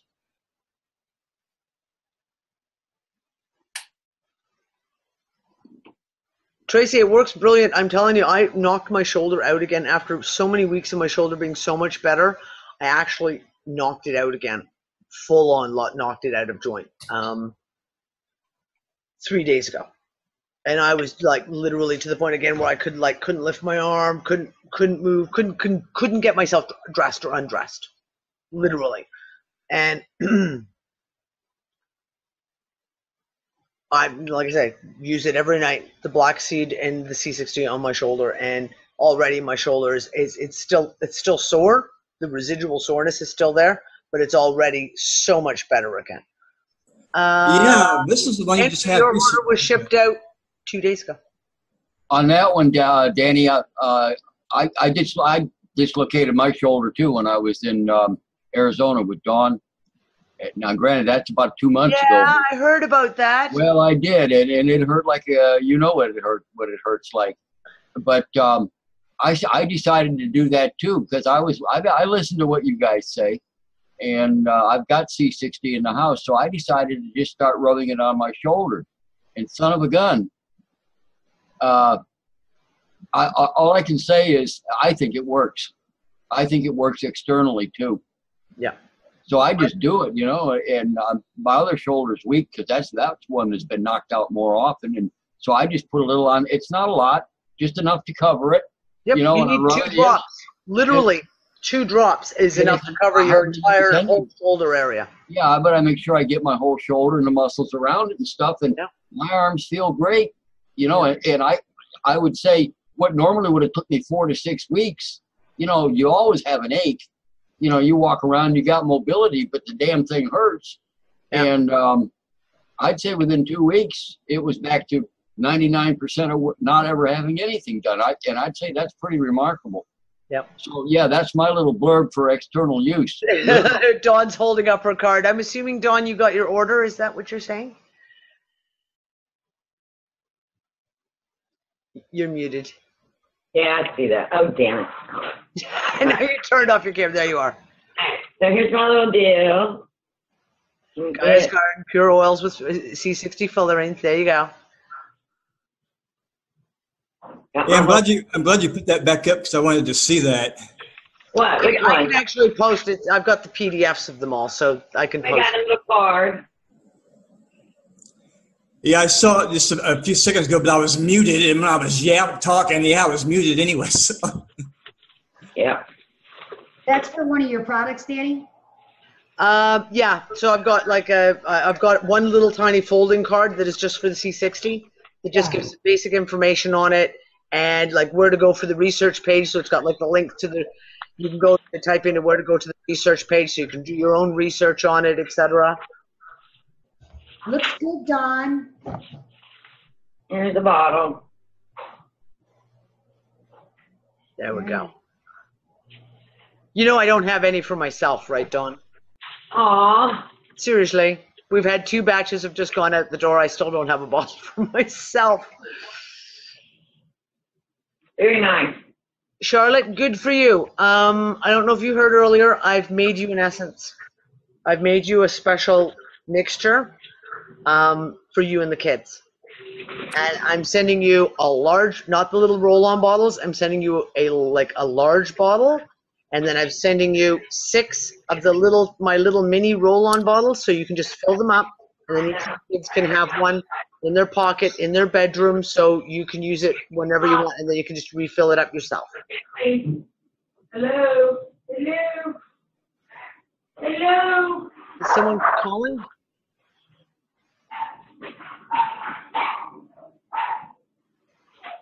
Someone's calling Dawn. That's it. I've just muted her. There we go.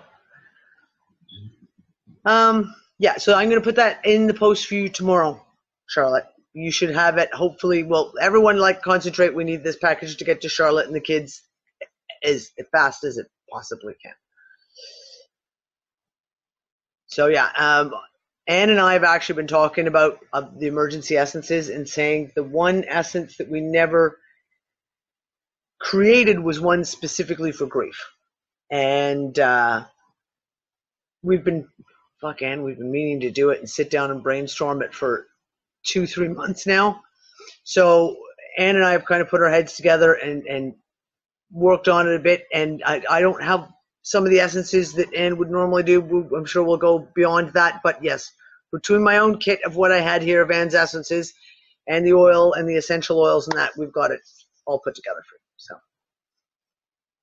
and I was using my You've Got This all day today. That's what got me through my day today. There we go. You've got this. That's what I've been slathering all over myself today to get through it. To get through it all.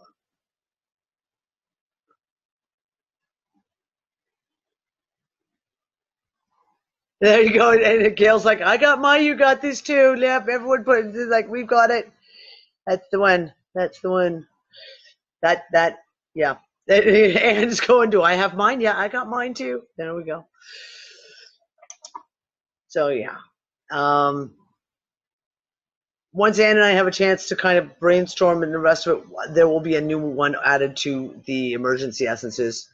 And it'll be one specifically for grief, because it just seems that is something that we're seeing so much of right now. And it's not just friends and loved ones passing. It's our loved ones, as in our 4-footed loved ones passing. It's forest fires, and it's earthquakes, and it's so much stuff right now. It seems that grief is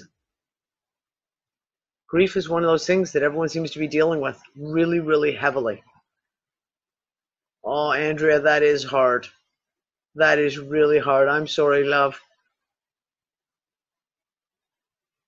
Sorry, Andrea. Yeah, it's hard. It's hard. I said it earlier. I was talking to Anne and Brianna. I cried all day.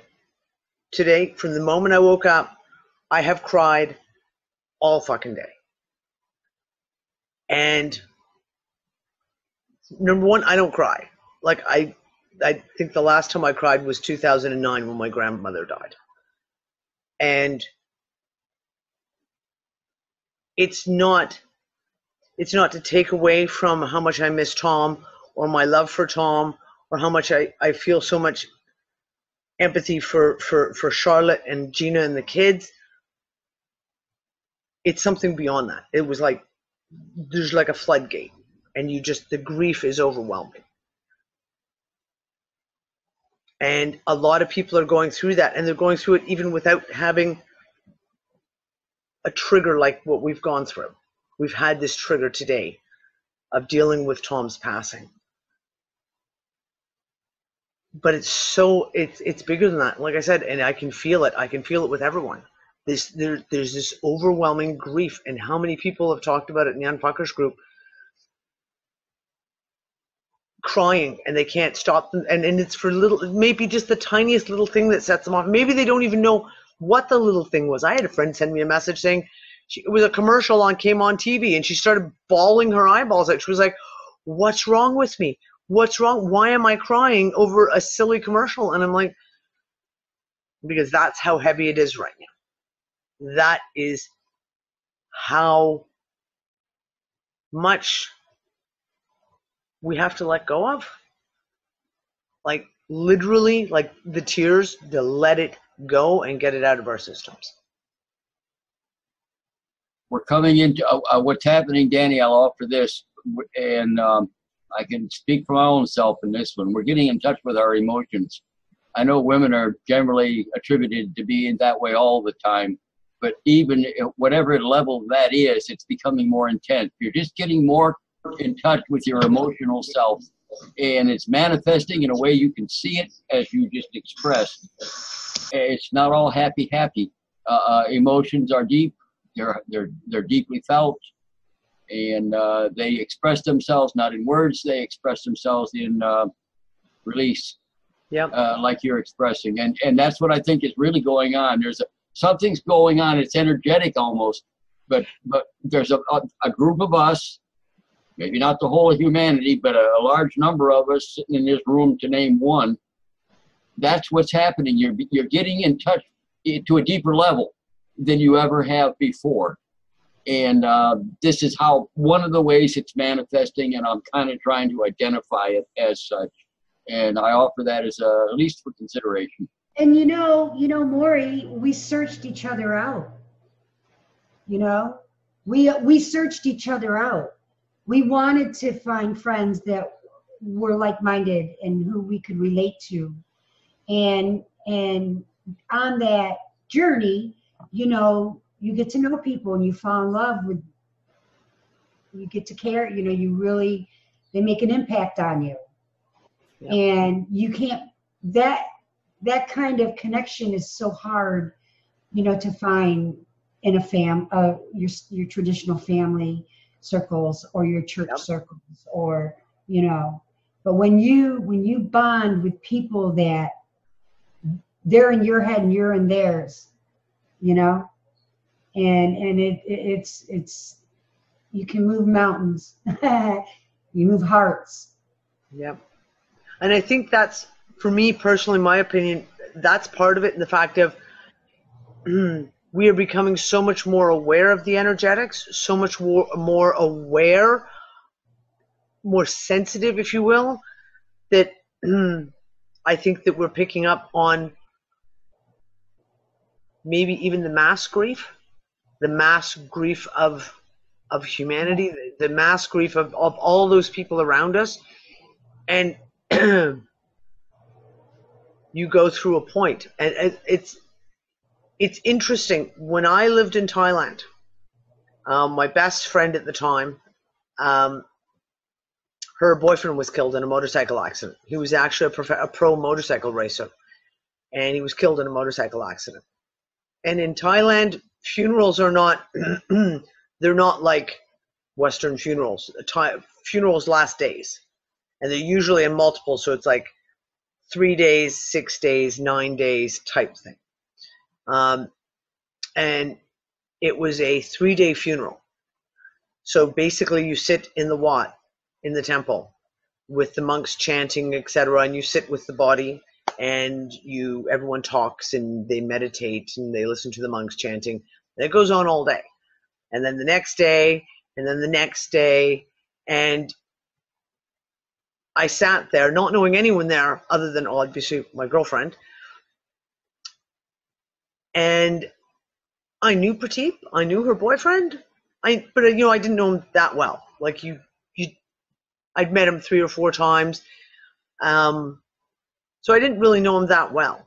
But by the end of this whole funeral, and you get to the end, the last day, they do the cremation, and it's done in the temple. And then the next morning you go back and you collect the ashes, and you all go out on the water into whatever, whether it's the lake, the ocean, the river. And everyone goes out with lotus flowers on the water, and then they pour out the ashes into the water, and everyone lights candles, and you put the flowers in the water and you send it off, and that's the end. And then usually you get, at the end, you get together and you have drinks and you have tea and all of a sudden, it was as if I was full. It was as if I was full, and it was like I was a sponge who'd been like absorbing all of this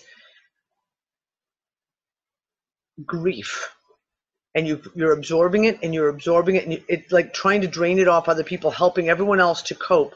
And you don't even realize, I didn't even realize I was doing it, but you were absorbing it. And then all of a sudden I reached full. And I walked outside of the temple, and I went out towards the gardens to go have a smoke. And I lost it. I started crying just hysterically. And I could literally feel it was like it had to be drained at that point. At that point, it was I had to allow all this grief that I had absorbed from everyone. I kicked off my shoes and just stood there in the garden, in my bare feet, in the soil, digging my toes into the soil, and just let all this incredible amount of grief drain out of me. And it was the very first time I'd ever experienced anything to that level. And actually, it was so clear to me exactly how it had happened, what was going on. I knew what I was doing, and I knew what the crying was at the end, because I wasn't feeling grief for the deceased. I didn't know him. I didn't know his family. I didn't know his friends. The only person was just my girlfriend. And I think that's kind of maybe where a lot of us are right now. I think a good portion of UnFuckers are seriously empaths. And by the nature of the fact that our hearts are open. Our hearts are open, and anyone whose heart is open, I think, is naturally an empath. And maybe we've taken on so much of this grief around us, in the community, in the world, in our country, in all of this. And sometimes you just have to let it go, and you have a trigger point, and then it just has to come. I have a true story I'd like to share on that subject. This is something that happened in Arizona. I'm not even sure I told Dawn about it. I might have, because I pretty well tell her everything, but I might not have either. When we were up at that shaman's cave, and some of you know that story a little bit because I wrote about it and Dawn wrote about it in the UU. There was a point at which the people in this other group, there's 26 people that showed up, they came and they had pictures. And they brought them forward, and they put them all in a kind of a pile, the girl had there that was running the thing. And I looked at it, and I was real close to that pile. I wasn't but 5 feet away. And and I know what it was. It was lost loves. There was pictures of elderly people, like parents or children, or maybe a lost husband or a wife. I could feel, I knew that's what it was. And I could see the sadness in these people. And the funny thing is, I felt their sadness because I didn't know I knew what was going on, but I fucking felt the sadness. And honest to God, tears just rolled down my face. That never happened to me before in my life, ever. Yep. But I knew that's what was going on. I was feeling their sadness. Now that's really weird from a guy like me. I got to tell you, I'm about as hard case as Tom used to be in a lot of ways, or at least I used to be. I don't think I'm that way anymore, but I used to be a hard motherfucker, I'll tell you, because I felt I had to be. But that's the old guy. That ain't the guy. That's not the guy that's sitting here right now. And I do want to share that yeah, you're right, Danny. And like I say, that's a personal story that I just experienced 2 months ago. So yeah, I agree with what you're saying. And yeah, it happened to me. Yep. I was overrun with emotion during that whole deal. It was very, very powerful. And of course I'm bawling over my mom because, even 2 years later, I'm still struggle. And I've been a little bit more open about that I'm having problems eating. I lost a lot of weight when I lost my mom, and I would like to think that everything has come back, but the one part that I haven't conquered is the eating part yet. And there's a struggle there that I'm having to deal with right now because there's a part of me that doesn't want to eat anymore. Dawn, excuse me. When I lost my son, I got down to, I was wearing a size 1. That's what I am. Yeah. From an 8, 9 to Yeah, 1. yeah. I was around 7, 9, but I got down to a 1, and I stayed that way for about 2.5 years, about 2.5 years. I'm a little bit over 2 years now since I lost my mom. Right. You know, I think that it'll come back as you release that and embrace the joy that comes each day. You're growing, and you'll see your appetite will come back. Thank you. It did for me. It did for me. I had gotten too skinny. I mean, I wouldn't even wear shorts anymore because my leg. I mean, I had them on in Lake Lure, but you know, like nothing fits me anymore, and you know, I noticed like I'll be hungry and I'll feed you up. You got to come visit me. Yeah. You and Randy. I'm going to feed you both up. I know we were both talking about that in Lake Lure, that we both are struggling with the same issue. And it's weird because like I was never this skinny. When I was using drugs, I was really skinny, right? Because I was modeling and, you know, but it's like I'm skinny again and I'm not using. And so, of course, you know, I tell my dad, we went to eat a couple of days ago because, you know, he's still trying to deal with the mom thing. And I was honest with him. And, of course, now he's calling, did you eat today? And, you know, I'm like, oh, shit, what have I done? What have I done? Yeah. But I did buy a bunch of bone broth, so I'm going to start drinking some of that. And I bought a bunch of that really good yogurt that I love, Maurice. And I'm trying, I know it, like, I was able to get down some cheese pizza from Whole Foods yesterday, which they make it really good, you know, and I felt good about that. And it's just weird that I'm having to focus on eating. One thing you want to do, Dawn, if you're not eating well, you want to make sure you're taking care of your immune system at least. Well, I'm on cannabis. That's why I don't get sick. Well, I know, but... I mean, I haven't been sick in over 2 years. I know, but does the cannabis provide the vitamins, all the things that are, like, daily? No. I'm just saying that, like, overall, I probably would have fell down a long time ago if I wasn't on cannabis. Oh, I see. But, you know, I'm doing vitamins now, and it's just weird when you have an eating problem. I don't know. I guess I wasn't really willing to look at it because I knew I was stressed out, and I had not, I had not dealt with this in my life. Like, you know, it just wasn't. But I noticed now that I'm older, I'll just ask Maurice. I'll go all day and not eat. Ask him. I do the same thing still. I've been on her since I've known her about it. She just does not eat. And of course, I've been on her really big in the last week about it. I try to be nice about it. She knows that. But damn it, if anybody's been on her besides her dad, it's been me. You know. And Christy, my best good for friend here. Christy. She's my best friend. Yeah, you got that. I get on her all the time. She does. Hey, Christy. Dawn, we're going to talk. You and I will talk, and I'm going to give you some recipes that will help you out. Okay, I'm glad I spoke this today because I haven't been willing to look at it. Well, you've got all this support now. Look, you have all this support. Yes, absolutely. Right? And there's things you can do. I've actually had several friends who've gone through it, and there are some things that you can do, and I can help you boost up your intake. So you and I'll sit down and have a conversation maybe tomorrow. You do that. Please do that. And bone broth is a really good start. Listen.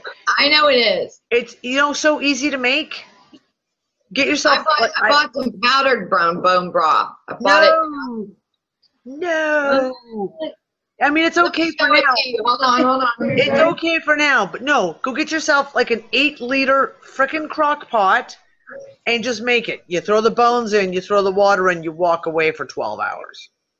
I got it in chicken and beef, and it has other things in it too.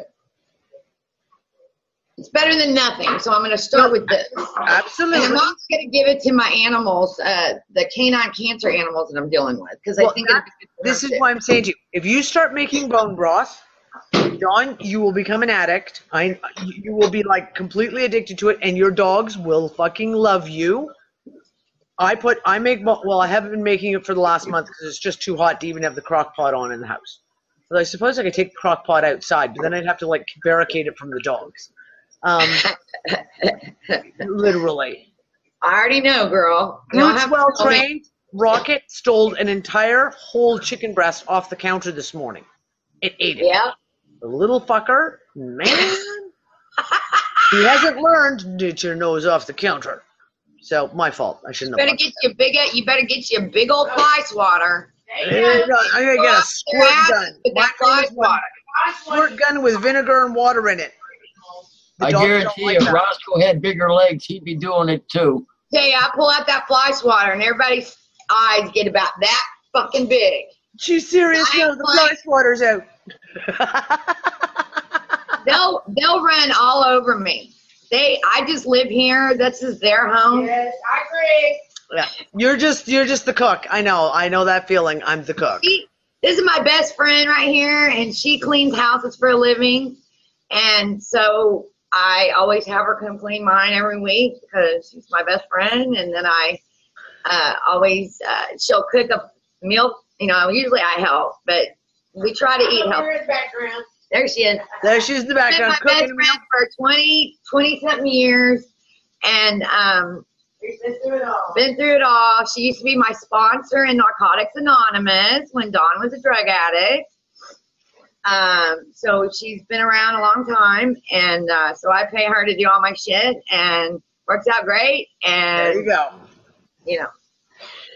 Listen. You start making bone broth, and you can add all your own shit to it. Like I said, like I throw in a couple of whole onions, a whole head of garlic, big branches of rosemary, throw it all in there, and you walk away and just like literally in the crock pot, put the lid on, walk away, and pretend it doesn't exist for 24 hours. Strain it off, you're done. There's your bone broth. And your dogs will be so healthy for it. Like I say, whenever I make bone broth, they get a couple of big-ass ladle scoops go into their dog food and all mixed in, too. Because I make all their dog food from scratch. I don't use any of the kibble or anything like that because, well, we won't eat it anyways. But, yeah. And do you think cats would like bone broth? Oh, yeah. Oh, yeah. Okay, so let me tell you what's happening. Their skin. It's really good for dogs and cats' skin. So let me tell you this. Okay, so Molly has been on the C60. And he's amazing, but see now in the last 3 days, his poop has gotten real dark and stinky, and I think he's bleeding internally. It's black. It's black. So I looked it up. What is he eating though? I'm gonna have to. I feed him the soft food that he's real picky, but I think it's probably not the best, and. So I'm going to have to change direction with him on food. But the problem is he's so finicky. So I give you a recipe to make. It's what I feed my dogs. A pound of It has to be pate. It has to be like no chunks in it. It's not that difficult. Do you have a food processor? Yes. Right. So all you do is you make it in the pot. And I just use a hand blender. Like when I used to have the kittens and we'd have to hand feed the kittens. I just use the hand blender and puree it down to like baby food, and then you could just literally put it on your fingertip and wipe it on the inside of their mouth. What is it? I use a pound of ground beef, like lean ground beef, ground chicken, etc. I try and get it from a butcher because anything in North America, you don't want to ever buy ground beef from a grocery store in North America, or ground chicken or ground pork because it's been processed so horrifically and full of bleach and literally bleach and chemicals. You just go to a butcher, pick out a piece of beef, have him grind it for you.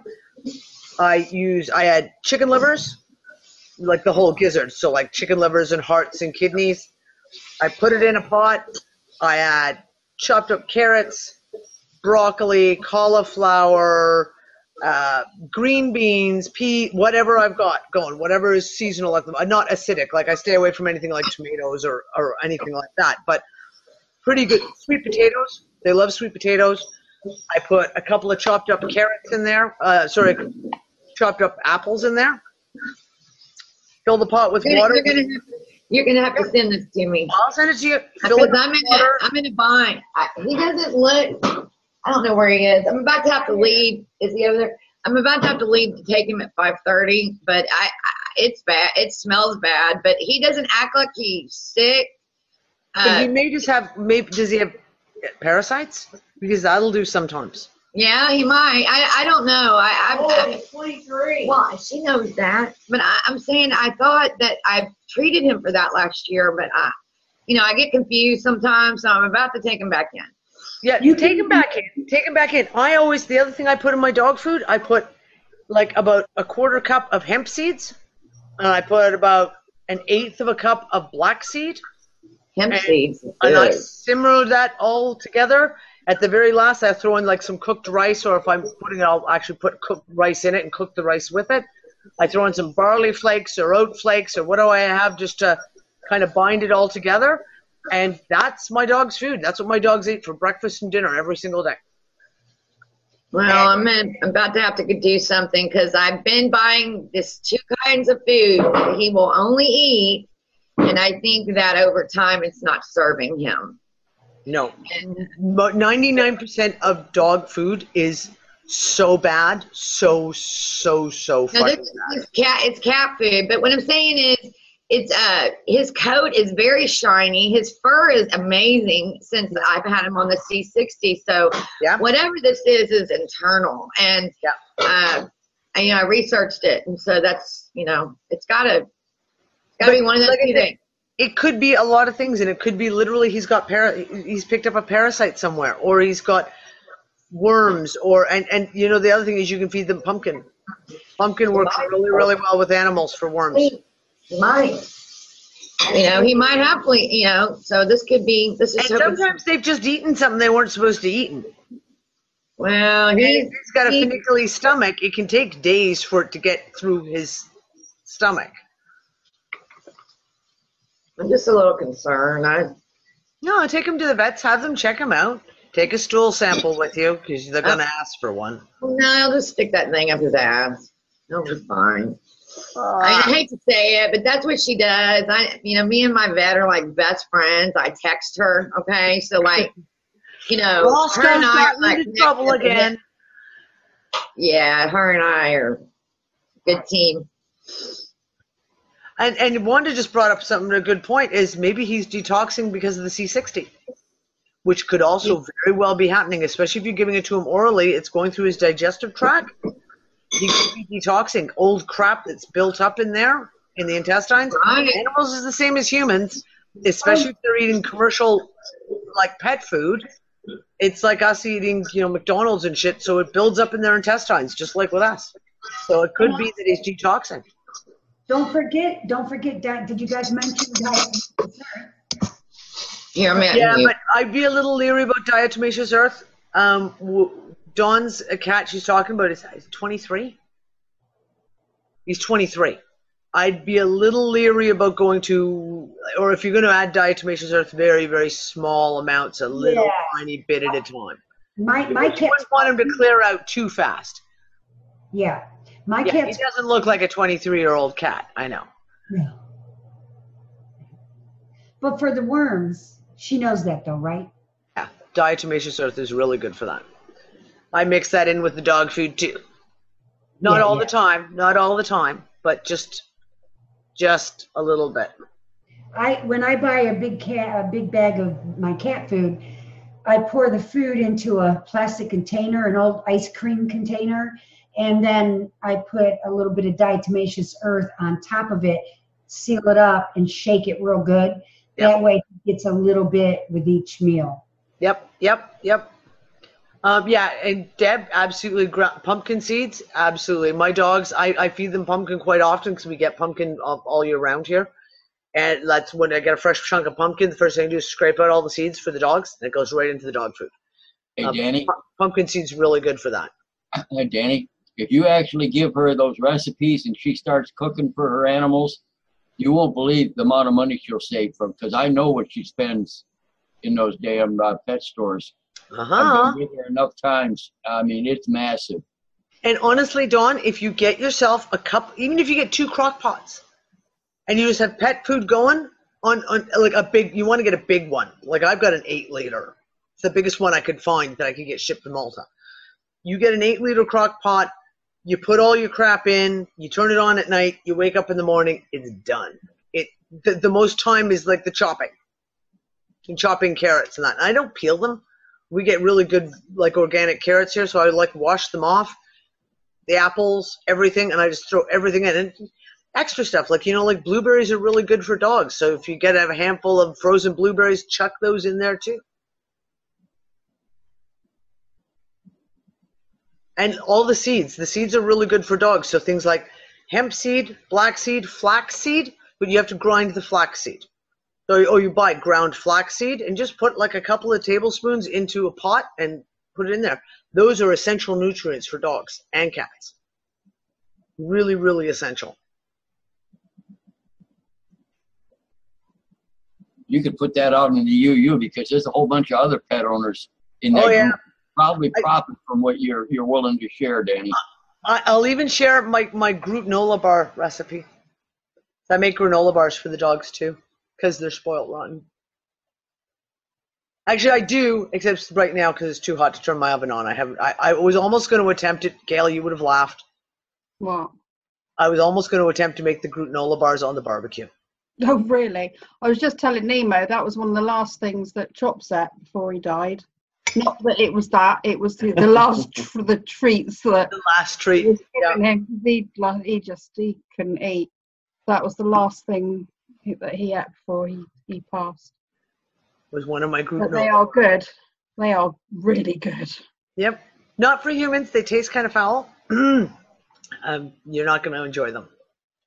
But they're good for animals. And it's easy because then it's like a treat. Do you know what I mean? Like I just keep them in an airtight container and you pull one out and it's like a dog biscuit. You can just give it. That's usually what the dogs get for lunch. This is really funny to me because I find that I'm having multiple thoughts going on in my head about this dog food thing. It's like, how many of us actually tried at least one little piece of dog food when you were a kid or maybe when you were in your early teens and you just got curious about dog food? Just how bad it is. I can tell you a story about what my best friend and I did to her big brothers when she was about 16. And her big brothers were the Greek family. And so she was the baby of the family, which is the worst, and 4 older brothers. And they were all brilliant. Like all her brothers were valedictorian. Her eldest brother went through med school in 2.5 years. So this kind of brilliance, but they could be typical older brothers. They could be real jerkasses. And because of that kind of European old school way, they'd come home with all their friends and they'd be a little bit like, Dimitra, go make us snacks. Dee, go get us drinks, and kind of order around as the younger sister. So she got sick of it one day, so I brought over a can of dog food. And we just organized it lovely on the plate, like pate, and put crackers all the way around it and little slices of cheese, and we served it to them. And then once they'd eaten the whole thing, we walked out with the can, and we're like, so, did you enjoy your snack? They chased us for 4 blocks. That's terrible. I did chocolate-covered ants one time with a bunch of friends and other bugs. I love you, Shar, and you know where to find me, hun. Oh, she's gone. Okay. I just find that funny. That's all what you were just saying. It's like, at the same time, I just out of curiosity eating the dog food, even if it's just a hard dog food chunks, whatever. It's like, it makes you wonder. It's like what you just said about, it was, like I saw that post about it's okay for them to even ship chicken here and then back to China or Japan again, and then bring it. That's fucked. It's like we don't know what they're putting in things. That's the other thing. We don't know what's going in. I can tell you. They're shipped in vats of bleach. They're frozen, and they literally coat them in bleach to keep them disinfected on there and in the way back. And that's why I say never ever buy ground beef from a supermarket, or ground chicken, or ground pork, or ground anything that is prepackaged, anything. I had a really good friend of mine who was a butcher. And he told me that, my blessing, he taught me this back, and I'm talking 25 years ago. And he says, you don't understand, when you're buying ground chicken, that's the chicken breast that is already expired, and they don't want to lose the money. So they put it through the grinder and they mix it with bleach to bleach out all the green and the mold and all the horrifyingness, and to get rid of all the bacteria, and then they neatly package it and put it back on the shelf for you to buy as ground chicken. That's repulsive enough. Yeah. And this gets right past the FDA. It's probably sanctioned by the FDA, because we're talking about the FDA. These are the people who allow polio vaccines.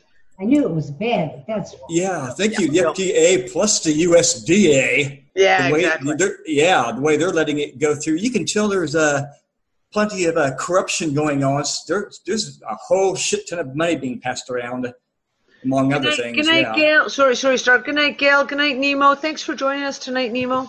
It was really nice. Thanks for having me. Bye, guys. Night, guys. See you later. Bye. Yeah, I tell you. Yeah. So, Dawn, you start making your own dog food. You start making your own bone broth, and you'll realize how easy it is. Like, I made a massive big pot of dog food. Well, I got 2 big fucking dogs now, so 1 big pot of dog food lasts me 2 days. But you'll never go back. You'll never go back to feeding your animals other stuff. I'm actually looking at getting some bone meal, because that's a really good additive you can add to the pet food, is actually ground bone meal, because it's got, you can imagine all the minerals and everything like that. So I'm actually going to go. We have there is a major butchery here on the island.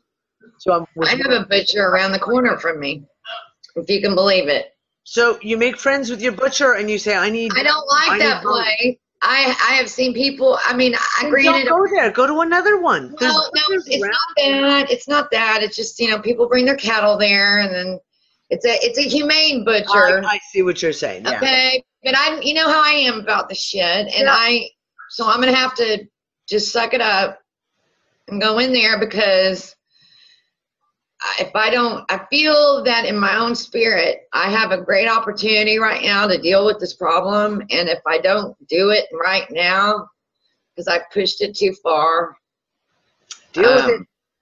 And I really do on your ass like white on rice. I really do need that. Yep. I'm not going to tell y'all I'm not scared about it. You see me, I'm getting nervous talking about it. It's okay. We're going to deal with it. Like I said, I'm going to send you some recipes, and Deb is there. I bet you Deb can send you some really good recipes too. Gonna be okay, Dawn. Yep. I know. It just sucks when you're, when you used to, like, I'll feel hungry and I'll go, okay, what do I want to eat? And then I'll get out to go, and then I keep passing up every place. I go, no, I don't want that. No. And then next thing you know, I'm back at home. Here's the thing though, Dawn, I am going through the same thing myself. And I don't like fake food. I'm sick of it. I literally, I've not eaten, and I'm down to the point where most days I eat fruit. We're lucky right now. It's like there's fresh peaches, pears, nectarines, plums, grapes. Everything is in season right now, so I can go and buy like a bag of fruit like this for about €8, and then I'll eat like nectarine, and that's what I'll have. That'll be my lunch: a nectarine or a peach or something. And I don't eat usually most days until dinner. And I have blood sugar issues. I'm hypoglycemic. So I have, and just recently it started, I've been like, okay, I'm pushing it now. I have to actually start forcing myself. So I made myself a scrambled egg today, and I choked it down. It was like, okay, I don't want to eat this, but I have to eat this. So I'm just going to choke it back. But the other night, it was so hot 2 nights ago. I said to Nick, send the kids down we have a little bakery just down the street that does slices of pizza, and they do calzones, and they do sausage rolls and things like that. And I'm like, send the kids out. Just go tell them to go get something for them to eat for dinner. And they came back, and they my pie that I really, really love, they do a steak and onion pie at this place. It's for like €1.50 for a steak and onion pie that's that big. And they didn't have any, so they brought me a slice of pizza, and I ate that much of it. So think there's a lot of energetic shit going on at the moment, and a lot of people are having problems eating. So if you take where you are now and then add this shit to it as well, it makes it really hard. Well, I noticed it stepped up a lot for me after Lake Lure. And I don't know why that was, but I felt it. Like I don't know. It was in my awareness. Like it would just come up like I'm not eating, and I'm starting to feel it. Well, I don't know. I don't know. It's like that part of you that doesn't have to eat. You know, that part of you that doesn't have to eat. That's outside of this place. Yeah. And it's like this is another way of me grounding myself more here by this, because I think part of me is too far out there sometimes. Even though my animals ground me and the sick people, and I'm always dealing with stuff that's major, I can get lost in it. Yep. And you don't find Dawn. Dawn's lost in all of it. I have one little suggestion, Dawn. Can you think of foods that you used to love, even if it's an appetizer? Well, like, for example, we're making Mediterranean food right now. Y'all know I've talked about this. It smells amazing to me right now. Like, I keep looking over because it smells so freaking good. So I know there's hope for me. Yeah. Because I'm hungry. That's what I like. I want authentic. I'm finding my body really wants authentic and real food. I'm not feeling. Yes. Do you have a nice grocery store by you that is an organic grocery store that you do? Okay, good. Okay. If I were you, I would suggest to you, maybe sit down and jot down some of your favorite little things that you like. Maybe you like snacks, exactly. So that when you're alone and you do feel a little hungry and you go to the cupboard and you're like, well, what do I want? You know, you remember, oh man, that's right. I bought that one little box of whatever it may be, you know, or that package of salami and sliced cheese. I'll roll up some salami and cheese, you know, just little things. Start there, because, you know, you'll build up your appetite, but you want to keep the body going and moving and yeah. And the other thing I've noticed is like, now that I really have not eaten like I should be since I got back from Lake Lure, especially this last week. I've been sweating because, you know, I'm still in menopause. Man, I mean, I don't know what the hell's coming out of my body. But that goes on for years. It is like, oh my freaking God. I mean, I'm like running into the fucking shower going, this shit, what is this? Because is this all the shit from when I used to use drugs that's coming out of me? All the shit that you've been breathing, eating, bathing in. Literally, I honestly think that we are massively detoxing. I'm doing the same thing. It's disgusting. I feel disgusting. Exactly. And I know exactly what you're talking about. I'm showering 3 times a day sometimes. Yes. And it's like, I mean, I feel I stink right now. Okay? I stink right now. I'm telling you, I smell it. And I mean, it's just crazy. Yep. This is so I don't know. The smell-o-vision is not necessarily. It's a good thing you don't have smell-o-vision. I'm going to tell you all, I've never in my life Charlotte smelled like this. It smells good. You know? So whatever it is, I know that when you don't eat, you tend to detox more. So I don't know. But I noticed that I walked outside yesterday and immediately my eyes started itching like crazy. And I had to come in here and put shit in my eyes. I knew it was all that dust. You know, y'all saw that I posted this morning. That lady clearly got the second son today. There's 2 things I posted. That motherfucker is here. Oh, yeah, for sure. You know, so things are really changing all the way around. And, you know, I just think we're all in for the show. Hold on, Chris. These grains of sand, they come out and they're either white or they're like almost like amber colored. Yeah. Okay. They're horrible. They're coming through Texas. I'm telling you right now, everyone I know, and it's one of the things that's one of the things when I put the cabbage detox for pulling shit out of your skin. One of the reasons I designed it is those amber colored little beads. That is your skin shitting out shit. I mean, literally, your body's encapsulating it and pushing it out. And that's okay, right? Yeah, it's because it's good. You're getting rid of the crap, right? It's coming out of your skin. And it comes through the skin. It comes through the skin. And I honestly think that it is some of the hybridized shit that we have been inundated with our entire life. And right now, I've watched it go in peaks like this. 2013 was unbelievable. Like our whole family, we were shitting this crap out of our skin. And when I used to have a little pocket microscope, and I would take it and look at it under the microscope, and it looks like a bead of amber, literally. And I honestly believe it is the shit that we're detoxing, and our body encapsulates it, rolls it up in a nice little fucking separate package, and then shits it out of your skin pores. Why is Fred in space? Fred is in space because she thinks it's funny. Fair enough. And she's just, we can't even see her at all anymore. Yeah, she's just some random and a cigarette. molecules and a cigarette. Yeah, always a cigarette. I'm in space because I was eating, I was munching on candies, maybe picking my nose a bit, stuff like that. And I want to get used to not turn the camera off all the time as I used to and stop being so fucking camera shy, although I'm in the dark. But I still need to camouflage in space. She's going to camouflage in space instead. Okay. That makes comfortable. I love your face. I love your face, Brianna. Yeah, it's like I like actually seeing the Although your face. eyes are glowing green at the moment, that's kind of weirding me out. That's my glasses, love. Is that your glasses reflecting the light back? Is that what it is? I'm like, yeah. You've got green glowing eyes. You're going to go all Hulk on us? Seriously? I'm not really happy. No. I put my glasses on so I could read the chat. So, see? No glow. The green glow. I remember that green, like, looking, what you showed me before.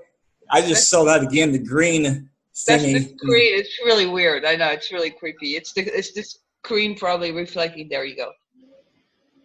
Steph, okay, the bit with the oil, I honestly believe that that's part of the detox, and everyone's talking about that feeling of being greasy. Feeling like you feel greasy. Your skin is like, it's not just sweat. Do you know what I mean? Like, we're used to sweating. You go out in the hot sun, you sweat, and you're a little like, but it's more like a salty thing.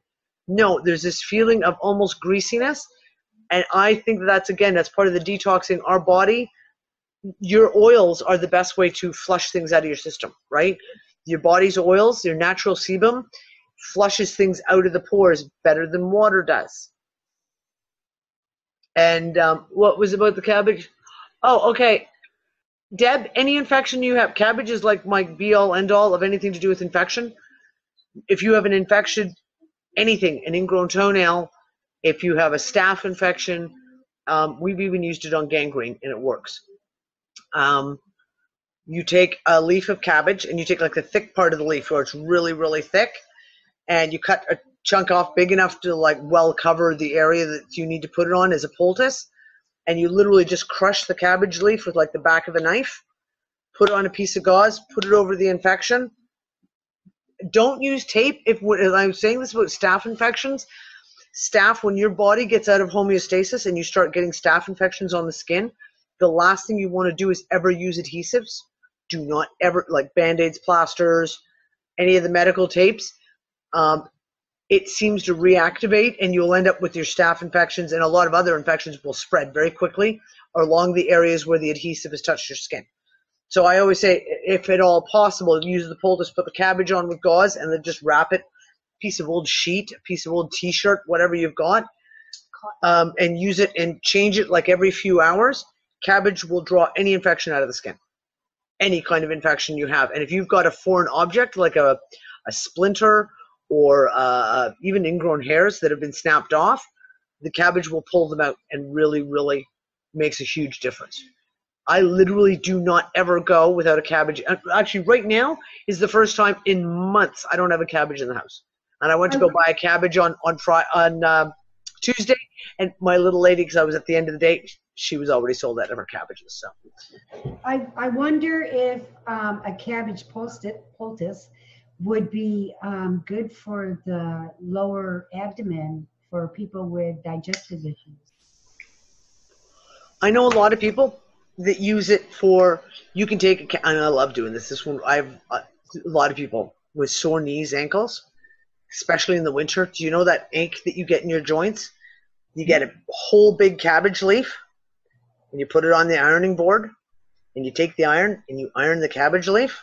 Then you cool it off a little bit, obviously, and then put that over your joints that are sore and wrap it up with like a big thick towel to keep the heat in. It really does help. It helps to ease the joints. And of course, women who have been breastfeeding, the number one cure for mastitis is cabbage leaf in each side of the bra, and that really, really does amazing things. Been there, done that. And do you know what? My gynecologist actually recommended that. But that was when I had my last child. So that was a lot. Because it's one of those, it's almost any thinking doctor who's got a half a brain cell will recommend that, because it's just been used for so many years. It's the one thing that you can do instantaneously if you have blocked milk ducts, if you think you're getting mastitis, even if you have like overabundant milk, cabbage patch in each side of the bra, big cabbage leaf, and it just really eases everything. It saved me. My husband thought he had died and gone to heaven, but yeah, mine did too for a while there.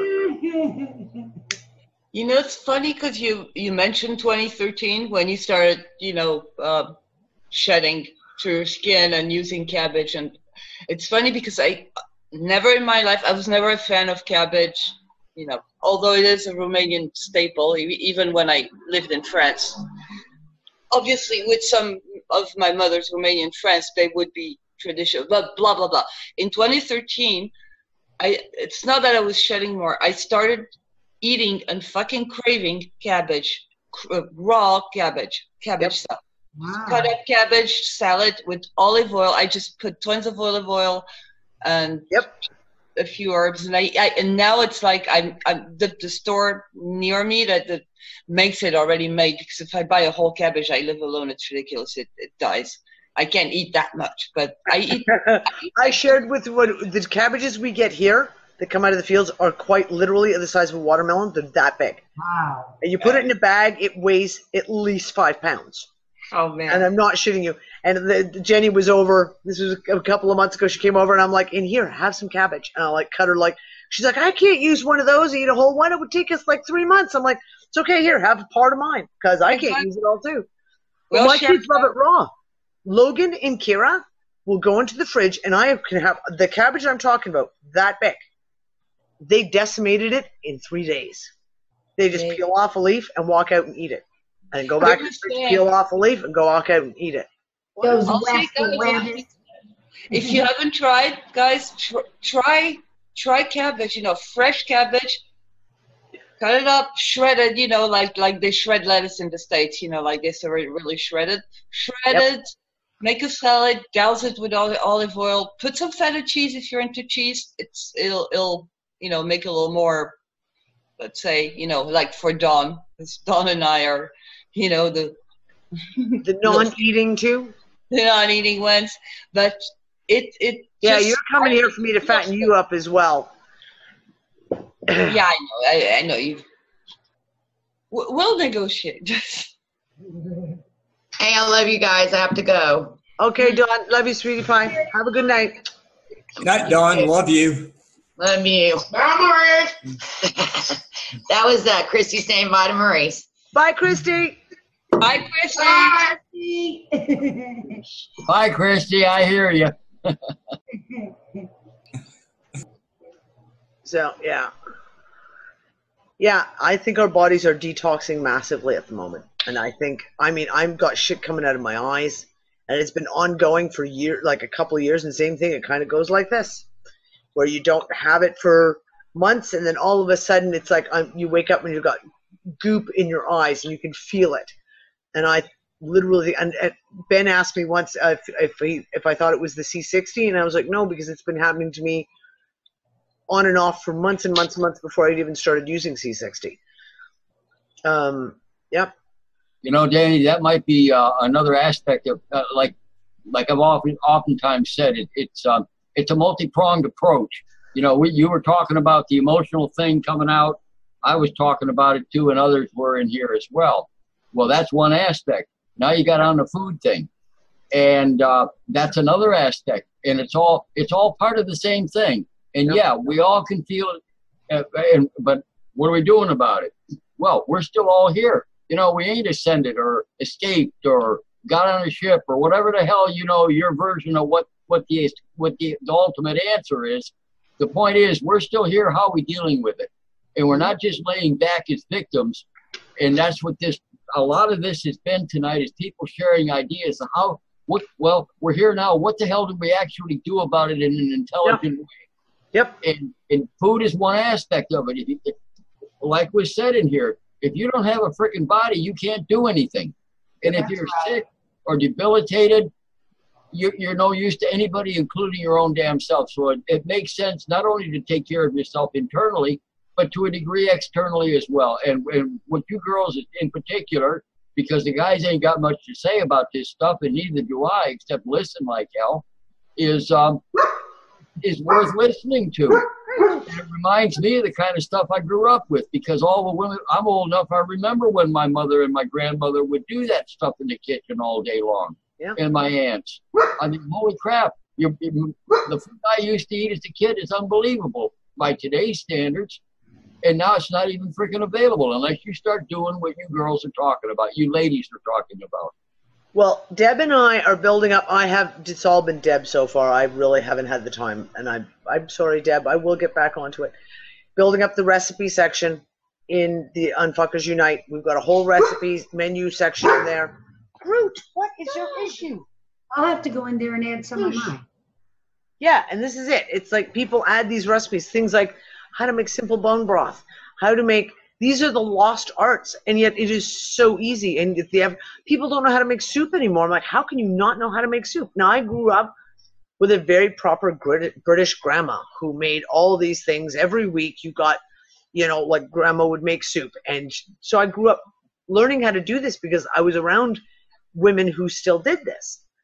But a lot of people have not had, most of the people in my generation, I've been teaching people how to cook. Things like bread, soup, things like that for 30 years. And it always astounds me, like, how can you have not grown up? How do you not know how to make a loaf of bread? How do you not know how to bake a cake? How do you not know how to make something? But it's our upbringing. And most people don't have a clue. And if you make good food, you save money hugely. You make new friends. You make new friends. You eat healthy, and it's not difficult. Like you can get really intricate recipes that'll take you forever to like do all these little bits and pieces. But like making soup is so ridiculously fucking easy. And if you make a big ass pot of it, then you just freeze it in small portions. And then you just pull it out. Oh, look, it's a cold day today. I'm going to have a bowl of soup. There you go. Warm it up, thaw it out, throw it in the pot. It's all done. So this is some of the stuff, and some of this knowledge is really, really important that cold soup on a hot day. Yeah, listen, Andrea, I had a pile of tomatoes a few weeks ago, and oh my goodness, look at that. Whoa, they're starting to fall out. Potatoes and peppers and gourds of some kind. White zucchini, Vidalia onions, squash, huge organic garlics. Almost all of this, except for the garlic, came from. Can I tell you something, Jane? Yeah. Don't buy the huge garlic. Huge garlic. All the huge garlic, they may call it organic. It is not. All the huge garlic comes from China. It is genetically modified to be that big. It's not always here what they get over here where I go. It's the seed stock. The seed stock all comes from the same place. We get it here. It's called Spanish garlic, and you buy it, and they're like heads, and they're like this big, and each clove is like the size of my thumb. I hear you, but the cool thing about the store we have, and there's not very many of them in the country, the cool thing about it is they have a list of items of additives and chemicals and this stuff that you will never, ever, ever find in any of their food, ever. Yeah. No, I realize that. I'm just saying most people, the problem is these FDA. happen to be in season at this time because in the wintertime, they're dinky. Yep.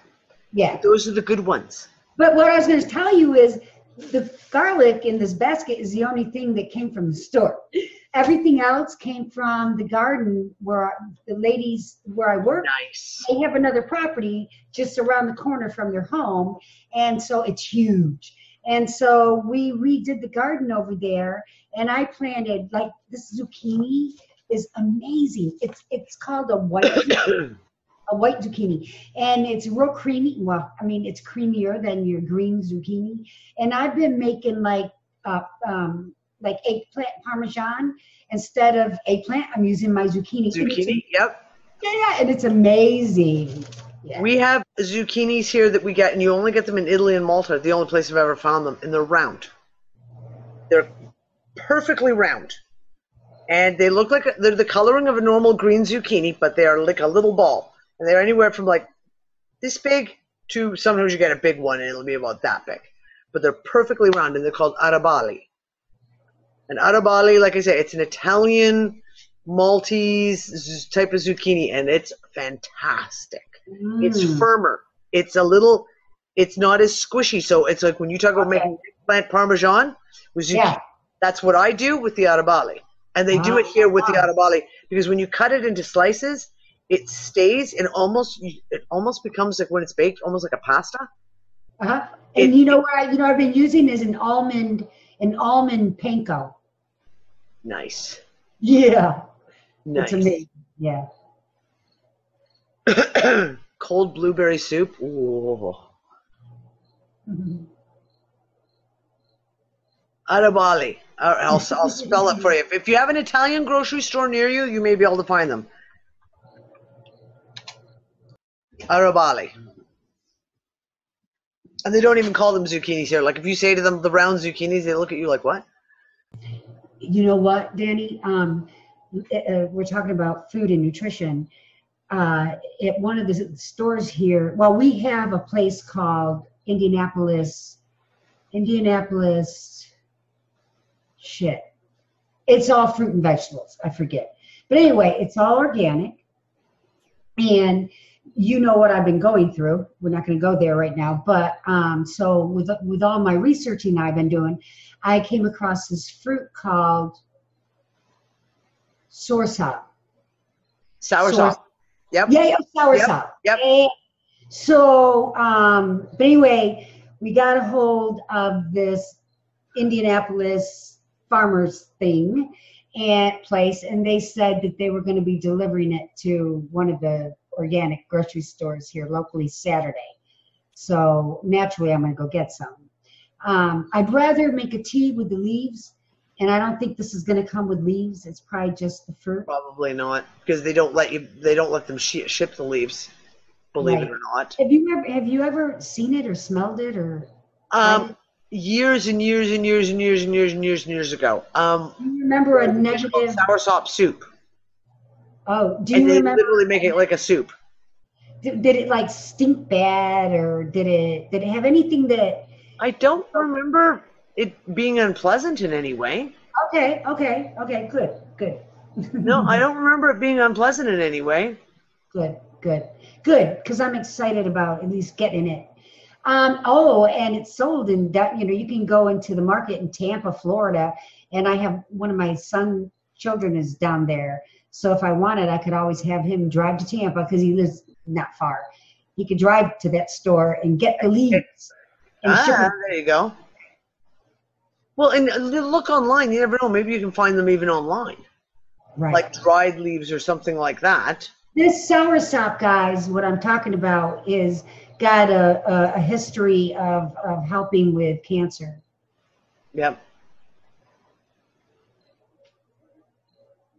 Yep.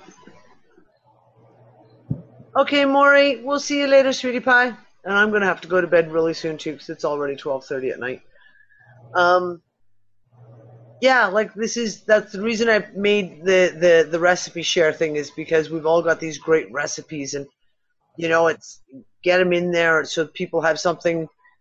And like I said, once in a while, I'd like to be able to even start getting some videos put in to show how to do it and put it all together. Maybe I'll even maybe I'll get Quinlan to hold the camera for me, and the next time I'm making dog food, I'll have her, you know, film it and me slicing and dicing and Get chopping. one of those little tripods, Danny.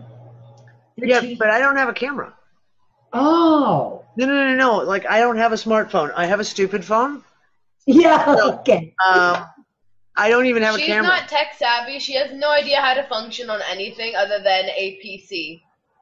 Gotcha. Yeah, my kids make. What are you gonna do? Carry your webcam over to the kitchen? Yeah, we've got a laptop that is a piece of shit that I hate, but I can take this webcam and plug it into the laptop. And then I can do it that way. Or Quinlan could just hold her phone and film it with her phone. Could you stop sticking your wet nose? So at least the laptop isn't a total useless thing. At least you can plug it in and use it. Plug something into your. I would use the phone, Danny, if she's willing to do that. I would definitely use the phone. You'll probably get a better video. Yeah. Yeah. Unfuck the food. Good idea, Tracy. Oh yeah. Everyone else has to take part too. I'm not doing this all by myself. Right? My kitchen is a disaster. No one likes my kitchen is seriously scary looking. So, Groot, seriously, you're killing me. He hasn't done this though, and he hasn't done this since Rocket's come. This is the first time he's climbed on my lap since Rocket's been here. So, now he's actually inching his way across to get his whole body on my lap. Seriously, Groot, you're killing me. You are a big baby. A big, heavy baby with really pokey, sharp elbows.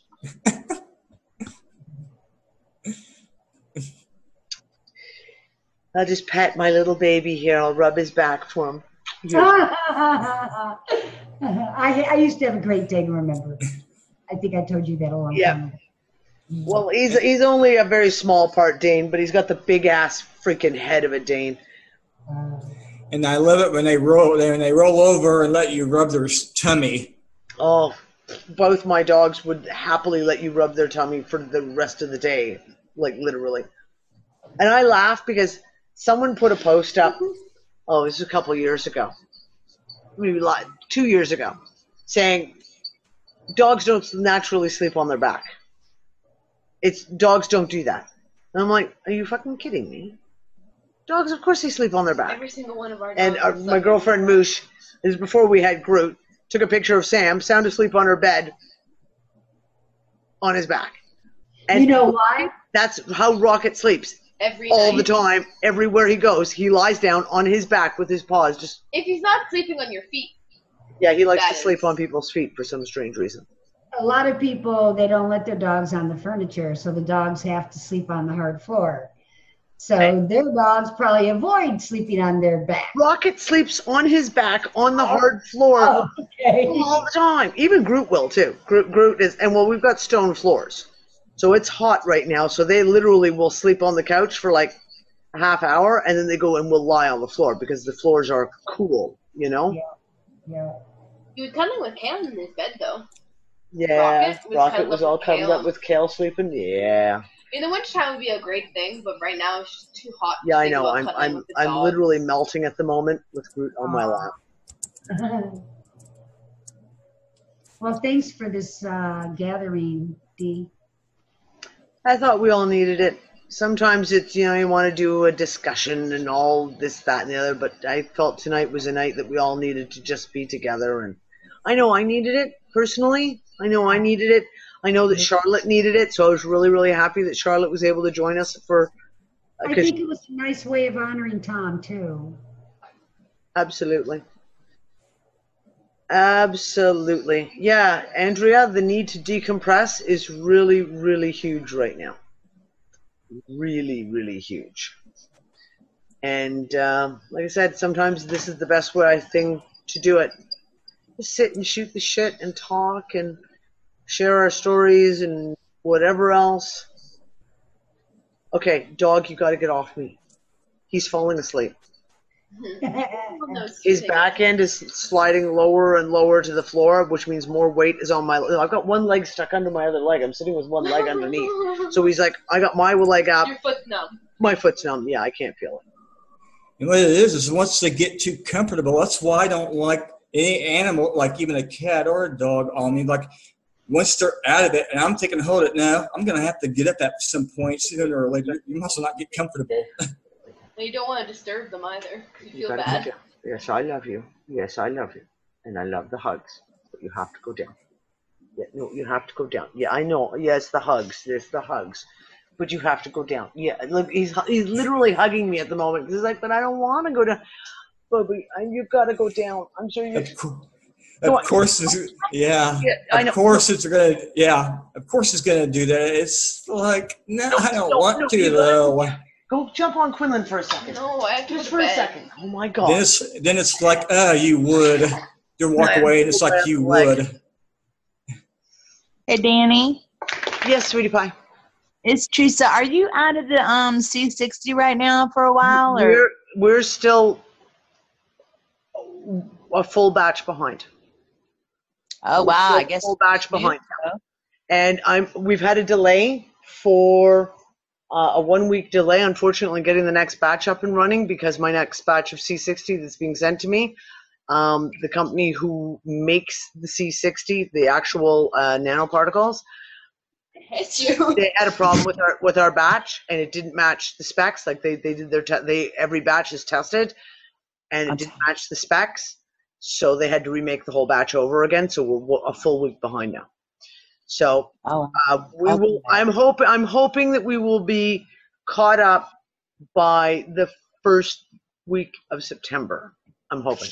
Would it help to or is it better to like? Are you taking orders for whenever? We're still taking the pre-orders. The pre-orders are going in. All the orders are coming in, and they're kept numerical, so that like the first orders in are the first ones that go out.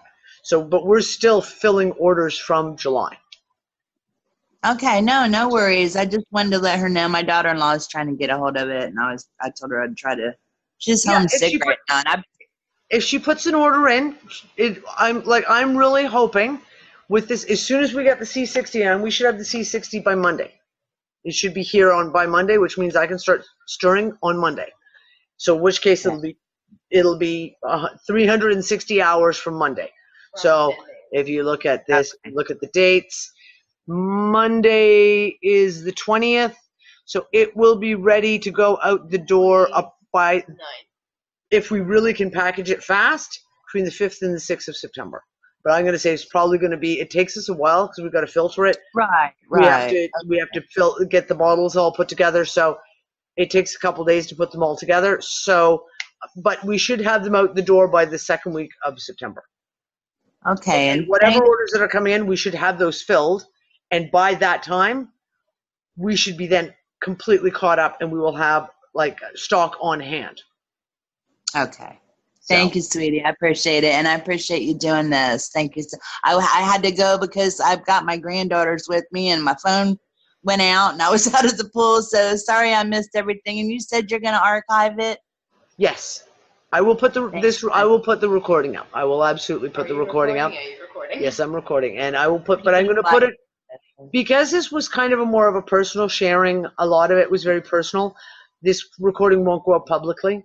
It will go onto the UnFuckers Unite site. Okay. And I won't put it on my usual YouTube channel because this has been more of like our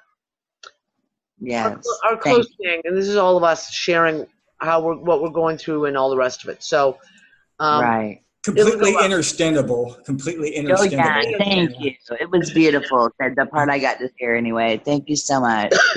Oh, you're welcome, sweetie pie. I'm going to have one last smoke because I'm just, what the fuck? Why not? I know about your one last smoke, Danny. I know about that. Yeah, no, come on. Usually when I say one last smoke, I mean it. Except for last Wednesday, that was ridiculous. It was up until 3 o'clock in the morning. Usually, once that cigarette's out, you're ready to. Yeah, it's 1 o'clock. Yes, you have to go to work in the morning, so go to bed. You have to go to work in 5 hours. Go to bed.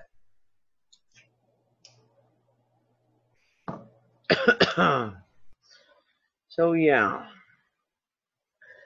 It's been a long, hard haul, my friends. It's been a long, hard fucking haul.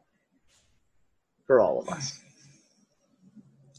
It's been, I had even thought in my head on multiple times, exhausting. On all levels of exhausting, too. Like, it's not even, you have days when you feel good physically, you're mentally exhausted. Or emotionally exhausted. Emotionally, sometimes you're exhausted here. in every way, shape, or form. That's how I felt on and off for the last few weeks. Just complete and utter exhaustion.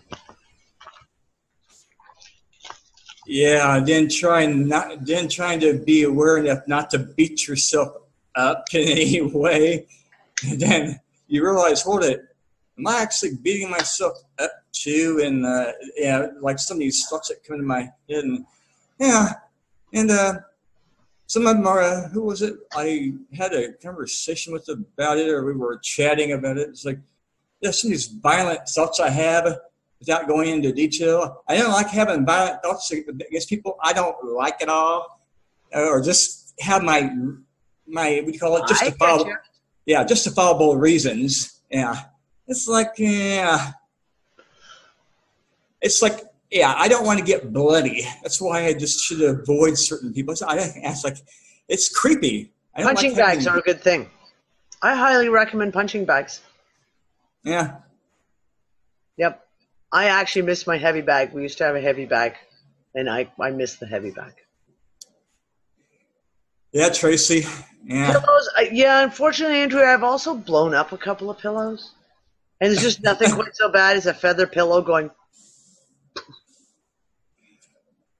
That's a good idea, the pillow thing. Well, I think, I guess punch pillow. I guess this for me. I'm not the best at releasing my anger physically through things. I mean, if you've ever hit a wall, like years ago, when you were stupid enough to do it, I guess, like, even in the 90s, when you would get angry and hit a wall, and then you do it once, it's like, how stupid. It's like you just crack your hand on something and it's like. I've been there. Yeah, then you slap. Why it's better to go to a heavy bag and a pair of boxing gloves. Yeah, that's really. Also, and if you really, really want to get a very positive result, take up making bread. Literally. Take up making what? Bread, making bread. You got to knead that shit, and you punch it down, and you roll it, and you knead it, and you punch it down, and you roll it, and you knead it. First of all, it's an exceptionally good arm workout if you do it all the time. And sometimes it's one of the best ways for me to that excess physical energy, like you're agitated, etc. I'm just going to make a loaf of bread or 4. It's some serious kneading in dough. Yeah, Penny, yes, we need to release it in a healthy way, right? I.e. not punching a wall. And if you need to physically release it, and you can go knead some dough, or you can go chop some firewood, or you can go, some people like to run. I certainly don't.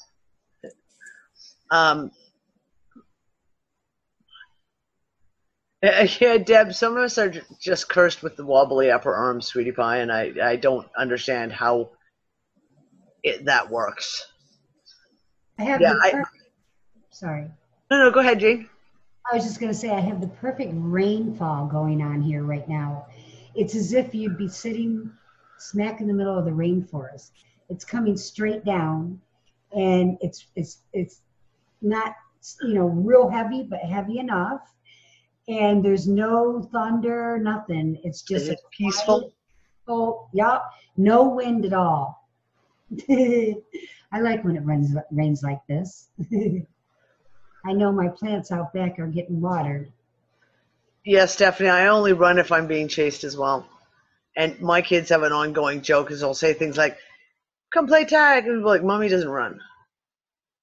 I will occasionally run to catch a bus.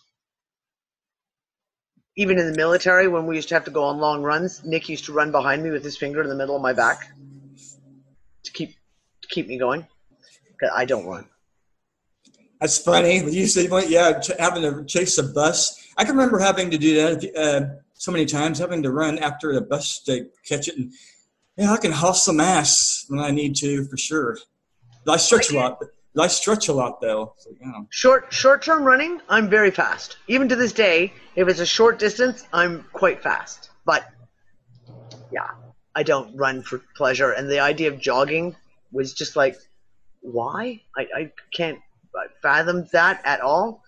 I love lifting weights. I love free training and stuff like that. I can do for hours, but not running. No. I like to joke about running. Oh my! We had a rowing machine for years, and I loved rowing. I could sit in front and watch a 1-hour TV show and just row. Frickin' loved it. I'm the same way. I'm the same way, Danny. Were you on a swim team? Nope. I was. I never. I mean, I did a lot of swimming growing up, but I was never on the swim team. Right. I was a band geek, so swim practice was at the same time as the orchestra practice. So yeah. Orchestra always won out.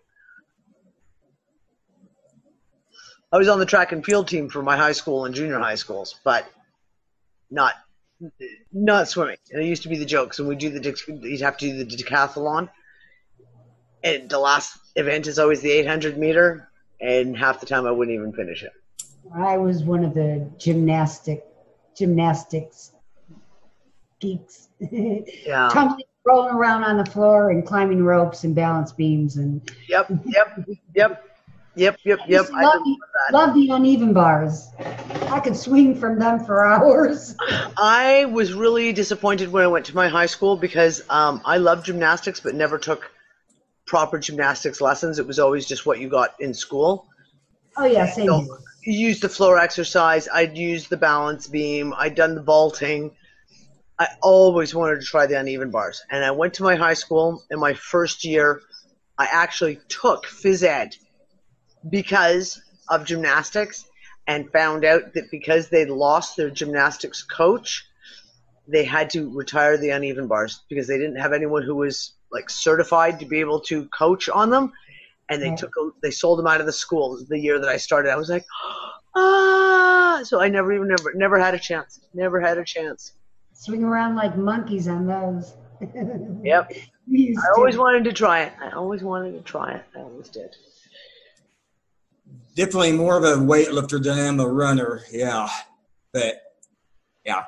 Just be thankful that it's like I look at it this way. It's like even if you don't keep yourself in great shape, try to keep yourself in decent shape. That's the way I see it. It's like at least be able to, if you find yourself carrying a load of stuff, and if you don't have some sort of what do you call a wheeled carrying rack, like a luggage rack. If you don't have something, because I found out if you don't plan something right, it ain't fun. It's not no fun when you don't plan something right. Have lots of children. That's a really good weightlifting workout. Then you've always got a kid under one arm and another kid under the other arm. Well, my darlings, it is 10-1, and I have to go to bed. I'm tired. Yeah. Tom, we love you, brother. We love you, Tom. I was saying that this afternoon. Yep. We love our Tom. I was driving to work. Thomas.